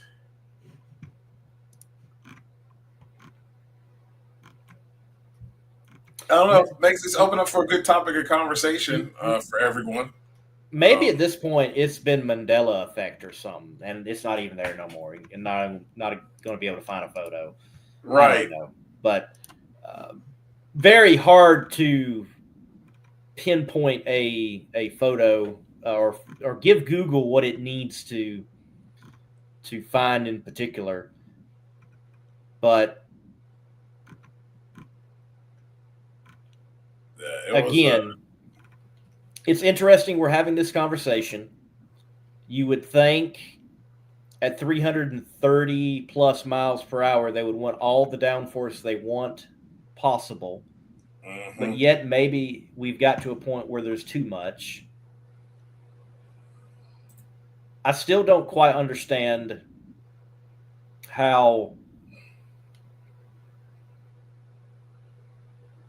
it's fascinating. It's interesting that it's a tire temperature issue more than anything. Yeah, I found that interesting too. Very interesting. And I thought something else was interesting about how they talked about the they had a harder tire compound, and that tire compound slowed the cars down.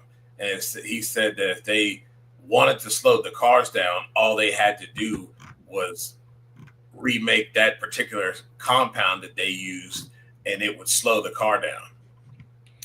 That, and also, as I've said before on several shows, they've been running this tire since, he said, 2016, right? And Yeah. the fact is, they're not really interested in trying something else. They know this is working and it works.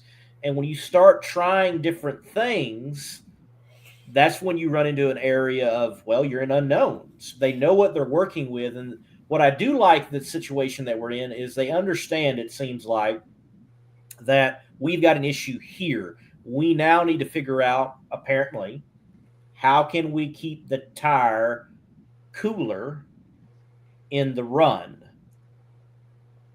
Yeah. If they can find that solution, then good. If that solution doesn't work, then does it mean that you kind of readjust the I'm trying to find the right word, the regulation on your how much you can tilt that rear wing to create downforce? If you can't find if this particular solution does not do what they want it to do. Again, here we are. We're talking about so many different variables, and it's nice to have this right now in drag racing. And again, though, another point, and we have talked about this, we don't really see these failures with the funny cars. Because the downforce isn't the same. The downforce isn't the same.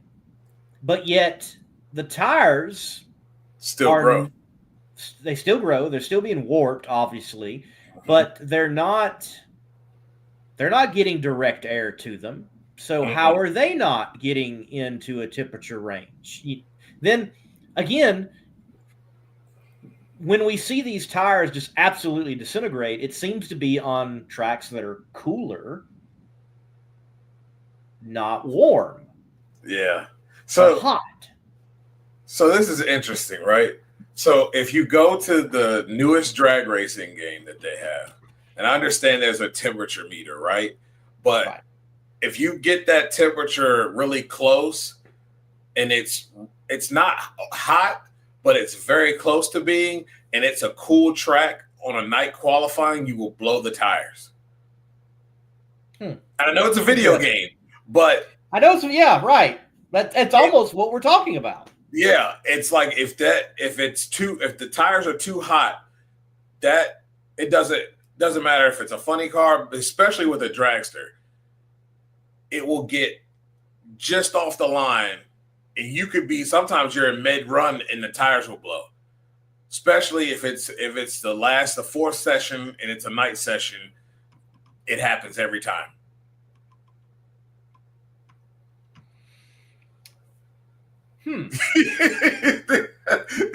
Yes. Wow. Oh man. Yeah, that game left a lot to be desired. I thought it actually did look good, but it looked great. It needed a lot more to it. Well, maybe there's something to the differences in the temperature then. Yeah. Which is crazy. Well, see, they don't do long burnouts anymore. So they don't do long burnouts anymore. And look, they don't really need a burnout. I mean, as they said on the show, it's really just to get the tire clean and the racing surface clean wherever they're going to run through. But now you have crew chiefs, they back up the car. They don't back up sometimes into the tracks. Nope. And again, I have seen it with my own eyes. I stood off to the side of Doug Foley as he attempted to do a burnout, and it didn't go so well. No smoke, barely, you can still see a slight bit of moisture on the tires by the time he comes to the stop. And as he's rolling back, just the heat of the track and everything evaporates everything, and it's fine. He stages it, and I'm like, why am I even going to film this run? He's about to smoke the tires and go nowhere. No, he went like an 81. Yeah. In qualified.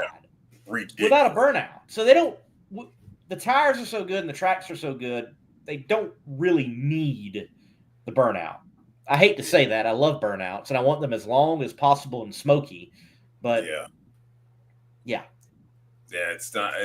That was proof. That was proof that it just really ain't necessary. It's just for show. again, get the tires clean and clean the surface area of the track. I mean, that's about it. And they do burnouts to break tires in. I know pro stockers do that. They'll have a car that they use that's just a burnout car, and they use them to break the tires in. So I mean, that's really what they're good for. Is to kind of, like you said, clean them up and break them in and send it. Right. I cannot wait the conversations. 2 more races in, right? 2 more races in. And then I don't think 4 races is enough. I think 4 races might be enough to begin to get a baseline on something. But I hope they'll continue with this. And I maybe they could get a couple of teams, again, to commit. It already seems like there are teams that are willing to commit to still running the air deflector, because some of them just like that it's a spot for a sponsor.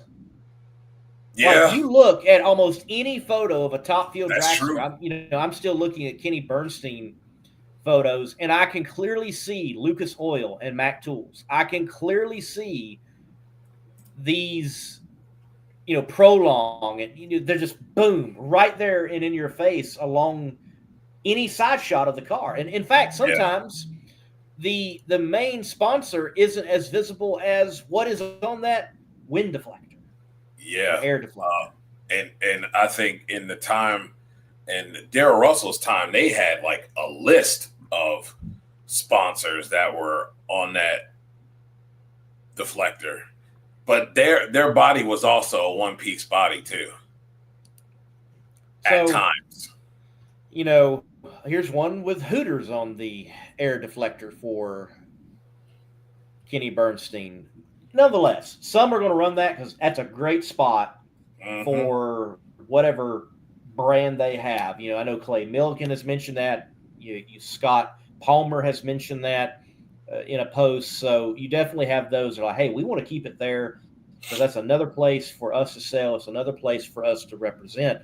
So for the teams that I would love to see commit the entire year, and we get data through the hot, greasy tracks into the drop the hammer tracks. Yeah, I think that would be nice, and that way you can get a good base on, what is the consensus. I think you get a true consensus of whether it's helpful or not, and then you can make your adjustments next year. Because I really think I think that's what they're going to conclude, is that it won't be enough data to make a firm yay or nay, but it'll be enough for them to say, hey, these will be optional from this point on in 2025. Also, we have seen teams run without the air deflectors, and apparently the tires be junk afterward. That's the report from someone like Rob Wendland after Bradenton in the final round. Yeah. What's the next step of trying to keep these tires cooler, apparently, if this doesn't work? That's a good question. I also wonder. Again, this may sound crazy, but what is the temperature difference from funny car to top fuel just because, top fuel tires are in the sun? And funny car tires are, kind of shaded. Yeah. Now, I know they do a burnout. Don't misunderstand me. They're on a hot track or a warm track, but maybe there's something to that. I mean, some of those people have I don't know. those covers on their tires a lot of times when they're in the staging lanes. They do. They Not do. everybody, but some do. They do. But there comes a point when you have the tire exposed. It's in the sun. Yeah, it's in the sun. More than a funny car. This could be a nice little science project. I mean, Goodyear's working on it apparently, but it is, yeah. And I mean, it does make sense if you've got a cooling issue and you do remove the air deflector and air is able to hit it directly, you can kind of, well, see that as a quenching scenario. Okay, maybe. Yeah, it's all very, very, very interesting. Very interesting. Mm-hmm. It really is. It really is a very interesting topic, and it's been an interesting little science project here that we have going on. And again, we seem to have come to a consensus on they're air deflectors, and they're not mud flaps, and they're not canards, and they're not. We've got the piece by David Freiberger about air deflectors, and so I guess that's what they are, air deflectors. Air deflectors. But I will say, Freiberger mentions in there that the racers don't like calling them mud flaps, and I'm like, yeah, the first time I ever heard of him as a mud flap, it was a racer, and he was the owner of the car. Yeah, that is true. I same here. So I don't know.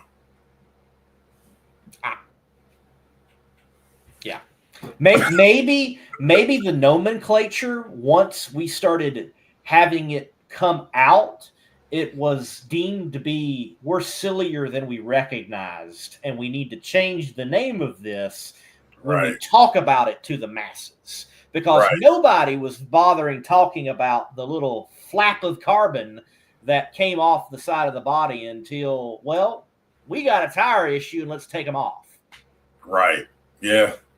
That probably is it, because nobody had a problem with calling them canards before, or mud flaps, or whatever. So, yeah, you know how it all goes. Yes. It was said, and then it became a debate. Oh, what should we call these things? Right. I like air deflector. We'll go with air deflector. Yes, that's cool. Yeah, you see the gym head. Well, I mean, sure, it is kind of silly. Like I remember the first time I heard it referred to as a mud flap. I kind of looked and I'm like, huh? Yeah, the mud flap. I'm like, what are you talking about? He's like, the piece that comes off the body in front of the tire. I'm like, oh, we call that a mud flap? When I think mud flap, I think of like a truck. Yeah. And the flap on the back behind it, the mud flap. And I'm like, well, it's in front of the tire. And I know there are trucks that have mud flaps in front too for extra, but I'm like,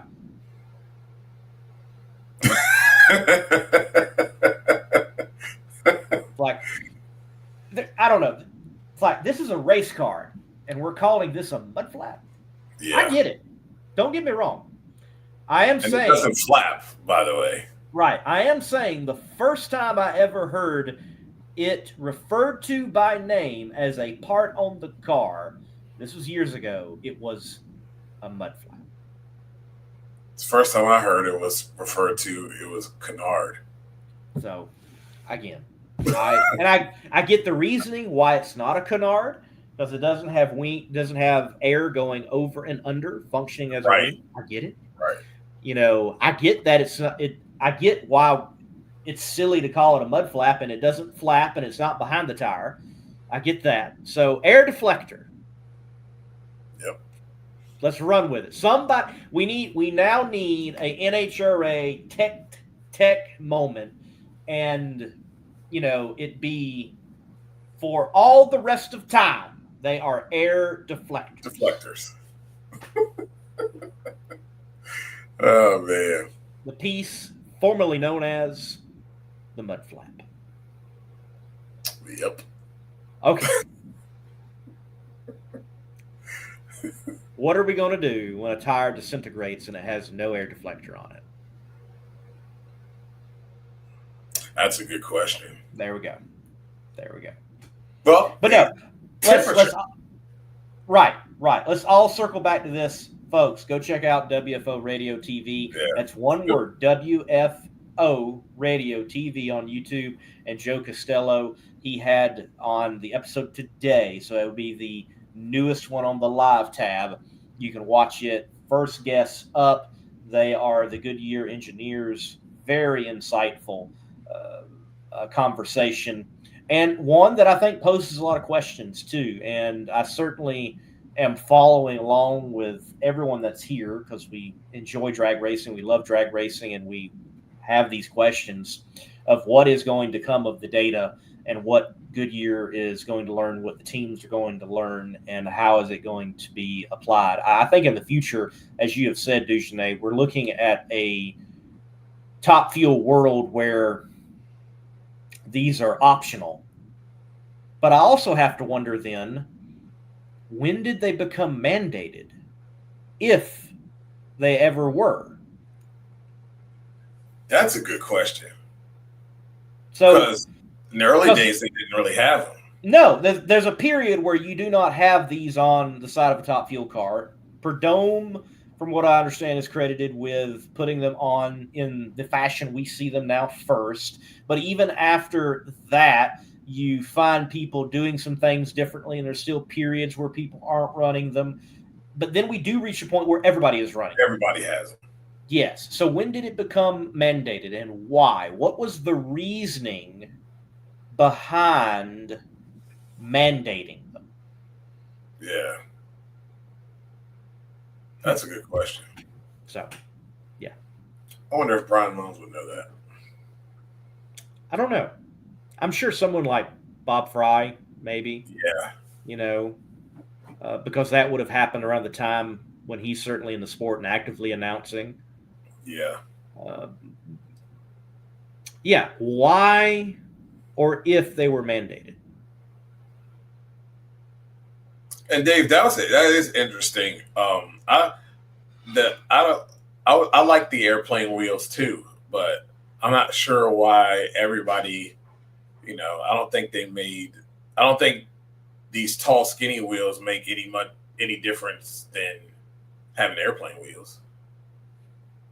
I mean, at the end of the day, it's not doing too much. I would like to see us go back into full Streamliner wars, but we don't need to see that. We don't need to see that. We don't need to see that. Again, I'm just glad we've got a very interesting point of conversation with Top Fuel. Yeah. It is a race car, and it's a race car that I think for a while we have felt that it had stagnated. Like you do an open cockpit or canopy, and that was kind of it. And now we've got something else that we're talking about and discussing, and I like it. Let's see what happens with it. Yeah, it'll be fun to see what they find out with the whole thing, because it really was interesting to find out that some of the things that we thought might be a problem really aren't a problem with the tire. So it'll be interesting to see what they come up with and what they figure out in these next two races. Right. It doesn't seem to be a track prep issue. It doesn't seem to be a whatever the grab and stickiness of a good track is. It's something about temperature. Very interesting. Mm-hmm. Yeah, that is. That was fun to see them and be able to have them talk about that. That was good. Absolutely. Well, there was a lot more drag racing that we could have and probably should have talked about. The PDRA, they just had their East Coast Nationals season opener. There are results out. You can see that on CompetitionPlus.com and elsewhere for those winners. I did notice Melanie Salemi has started her season off right, absolutely dominating in Pro Boost. Then we did have the big talk around Jim Halsey not showing up, and he's a bit disgruntled concerning where PDRA Pro Nitrous is right now, and that carried over into many different places and was certainly the talk of the weekend. And then this social media fired up, and then this social media fired up, and here we are. We're talking about it now, and all the stuff that went down for the PDRA. I know one thing: Jim Halsey and Switzer, they'll figure it out. They'll be back, and they'll be extremely tough. Or wherever they decide to race, they'll be tough. Yeah. You know, wherever there's racing and wherever there's racers, there's always going to be some issue somewhere.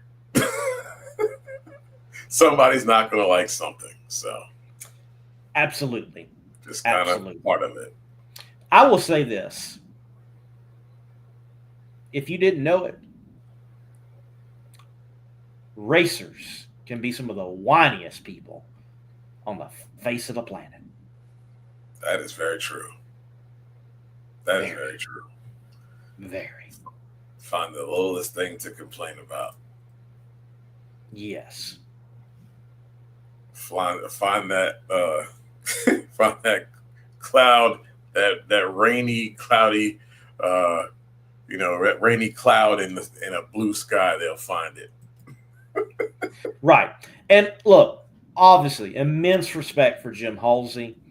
He has been out there in the pro modified drag racing scene for a very, very long time. Multi-time champion, many different series, wins, you name it. He's been doing it for a long time. Great driver. And just looking at his remarks on the surface, I'm like, well, Jim, you don't have to race Pro Boost in the PDRA. Mm-hmm. You race with other nitrous cars. So that's interesting. I mean, I know he might be looking ahead, and when they merge in the all-star type of format that the PDRA has, but I was like, oh, okay. Yeah. So, I do know this. I will say this. When it comes to the people running the PDRA, Judy and Tommy Franklin, the Franklin family, some of the best people in drag racing. And they overall have got such a good thing going on with the PDRA. There is always going to be some type of issue. I know Mountain Motor Pro Stock or Extreme Pro Stock over there, they say this or that from time to time. And there's someone in Pro Boost that wants some different type of combination. And I'm certainly glad I'm not in the realm of attempting to create any parity, because that is tough to do. And even when you've got it, there's always someone saying you don't.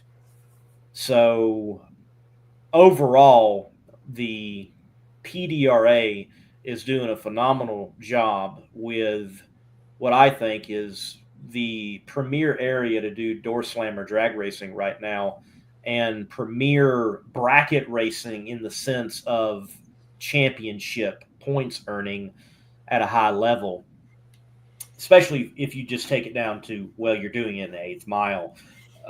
Also, I remember when I first started following and paying attention to the PDRA, I would say that their social media, it was there, but it was lacking. And over the years, they have done a tremendous job. And there were things this weekend with the racing action that they put out alongside of it that was very informative, and they did a very good job with their social media. And Flow as well. I'm not the biggest fan of Flow for many reasons, but they put a lot of effort into the PDRA production. And what I did see, it looked really good as a live stream, very, very close to a TV production, and looked better, frankly, than what had been done at Bradenton, 2 years ago. Yeah. They really do have a good thing going on over there. And we all know trying to keep parity in tech is really hard with any drag racing series. So, it's definitely gotten, they've done a better job of promotion and hitting the social media hard, and with the product that they have, it can only go up for them, and they should be able to generate way more exposure than they ever have before. Absolutely, absolutely, and it's something that I hope in time, in future, that it can be leveraged, that you start seeing more fans in the stands. There are Yeah. certain tracks that the PDRA goes to that they will have a good crowd. Galot is one of them. Virginia Motorsports Park is one of them. But then you can see them go to a place such as Norwalk, and though they're racing at a premier facility, you will not see the number of fans that you would think that you would see for a race of that level. So there are certain places where they still have got some work to do concerning fans in the stands. Yeah. And the more they do with social media and putting the product out there and people see the product, the better for them. And I think over time that will translate to people showing up to enjoy the action in person and not just holding the cell phone in their hand and seeing it that way. Yeah. Yeah, I think so too. So many other little series and grudge racing has, they have big crowds, and that it's because of the way that they package things with their social media. So if they can keep on that upward trajectory, they can start improving some of the tracks where they're lacking in attendance. I don't disagree with Drag Racing Mayhem. I've experienced it, and sometimes I think the turnaround is too long for some of the professional classes to come back up and race. Look, Dujournay, you've experienced it now for 2 races. It's nice to start a race at a decent time and end at a decent time and leave the track and all the restaurants aren't closed. Yeah, it really is. And, they're not starting at 11 o'clock. They start at 1, and they're still done with time to do all the winter circle interviews, get everything completely packed up, and still go and be able to get a nice bite to eat at a decent restaurant that is not Waffle House. Nothing wrong with Waffle House, but you don't want Waffle House all the time. Right. So, yeah, it is very nice, and I think he's 100% right. It is all about time, and I think, to be honest, a lot of the attendance issues in a lot of areas, it's time. Right. Look, this is a issue that's not just a drag racing issue right now. Baseball, why'd they put the clock in on the pitcher? Yep. They want that game to shorten. Okay, people do not want to pass their time at the ballpark anymore because there's so many entertainment options. Mm-hmm. They want to enjoy a show, but they don't want it to go all day long. Yep. And I think that's just the era that we're in.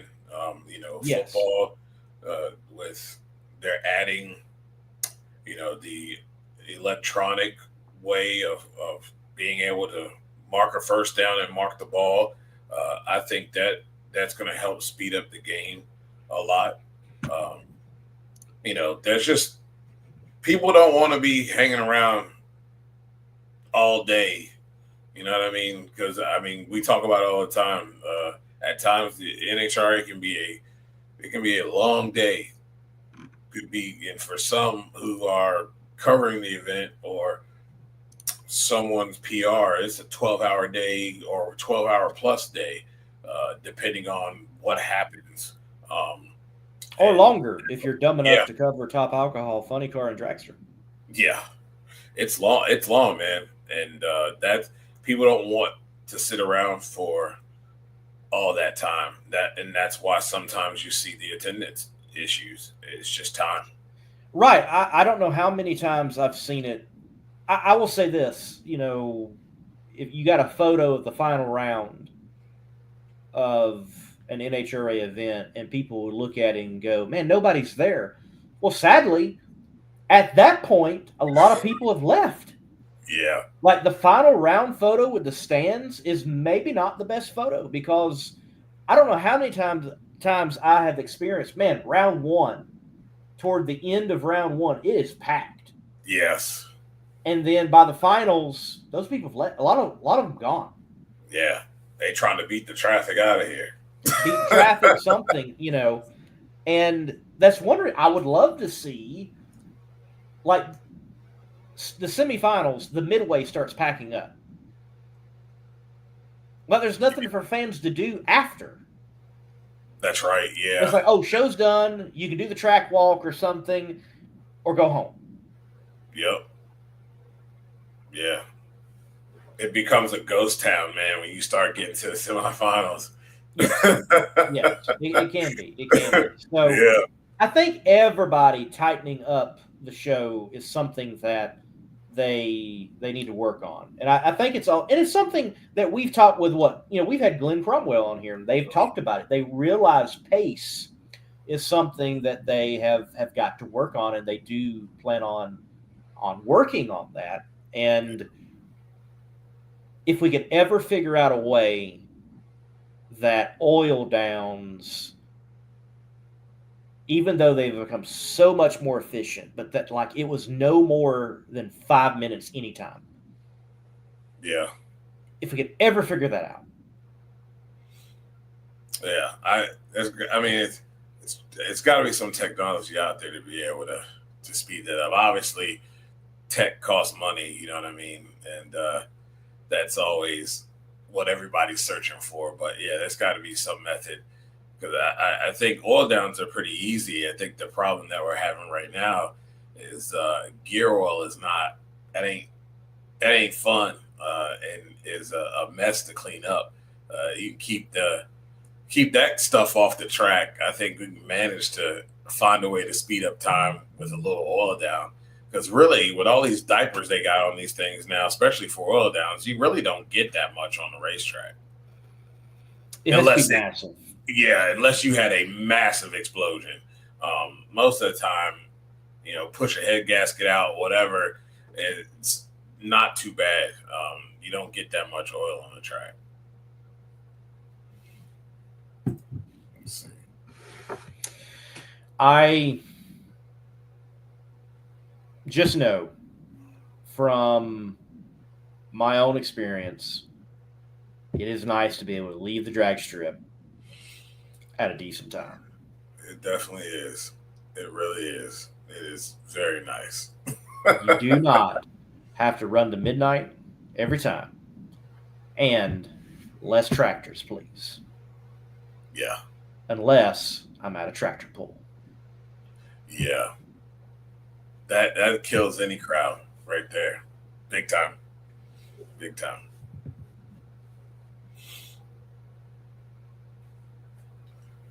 I'm trying to see what we got here. Andrew says 12 hours isn't he says a bracket racer, 12 hours isn't that long. He said I turn off the live stream to the spring fling at 1 a.m. and it still was a couple of more hours.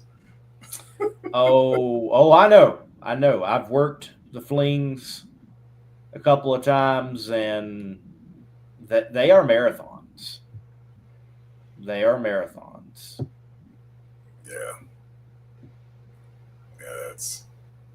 Yeah.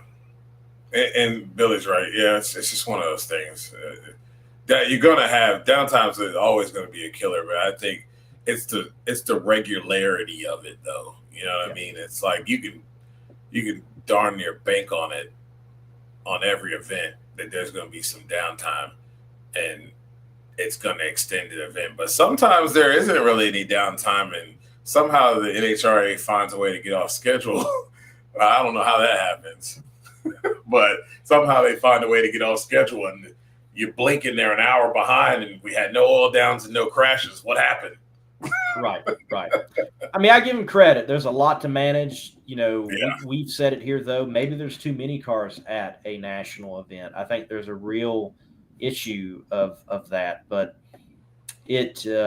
again, I do enjoy the show that Sega has, and I've had some folks on the Sega side of things comment, well, it's like the car count's down. I'm like, man, I'll take 50, 60 cars. Like 50, 60 cars is not a bad show, and you start and you get the show in at a decent time.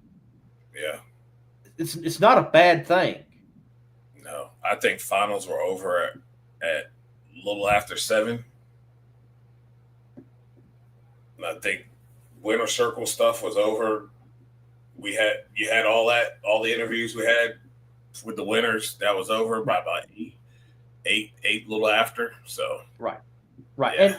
and we're saying that working the race, we're there even before, we're there after.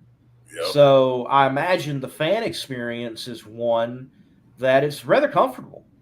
Mm-hmm. Yeah. Seems like it is. I mean, everybody had a good time, and seemed like at the end of it, when it was all over, I mean, everybody seemed to be still pretty much involved in it. And they were like, but happy to go home with still daylight. So yeah, yeah. And look, in all reality, the NHRA, to some degree, I don't think they're fully a part of our conversation in this. Like, they get race day down pretty well on Sunday, especially because of the TV window and everything. And it is amazing how quickly it can go. But I have experienced plenty of regional pro mod type series that they just think, oh, a 2-hour turnaround's okay. Yeah. No.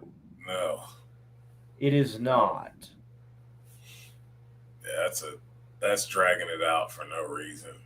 But I have seen that. I've experienced that here at SGMP a while back. A lot of pro mods here, and I don't think we stayed for all of it. It was just long.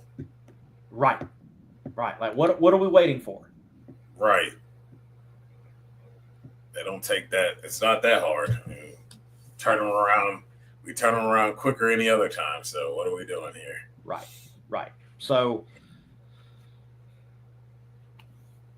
if you're going to have a successful regional show, you got to have your turnaround. It's got to be around an hour. It can't really go beyond that. It just cannot. You got to figure that out. Dang, that's bad. You see, Drag Race Mayhem said, wow, it was 5 hours. That's insane. Round 2 was at 5 o'clock. Started at 1, and round 2 was at 5 o'clock. Really? That's again, I've covered PDRA. That just doesn't. Wow, that's even hard for me to believe. A long time, boy. That is a long time, man. Speaking of a long time, we have talked for a long time. I have more work to do. It has been great, ladies and gentlemen. Good conversation with Chase Howard, the winner of AGAS and the Southeast Gassers Association drag racing at Shadyside Dragway for the Shelby Nationals, presented by Robbins Repairables. And also a great chat with Elon Werner for Drag Race Bracket Bonanza. Remember, go vote for Talking Funny Cars with Buddy Hull. And I think it's been a good one. We've talked about some interesting things. Yeah. Just enjoy drag racing. This weekend, there's a lot. There is. We've got pro mods, Sick at the Rock, pro mods at the Rock. Very cool what Sick is doing, Sick the Mag. They're giving some racers that kind of haven't had a place to race or they weren't going to have a place to race with the NMCA folding. They're going to have a place to race now. It's very cool. They've took that mantle. So some of those cars will be out there.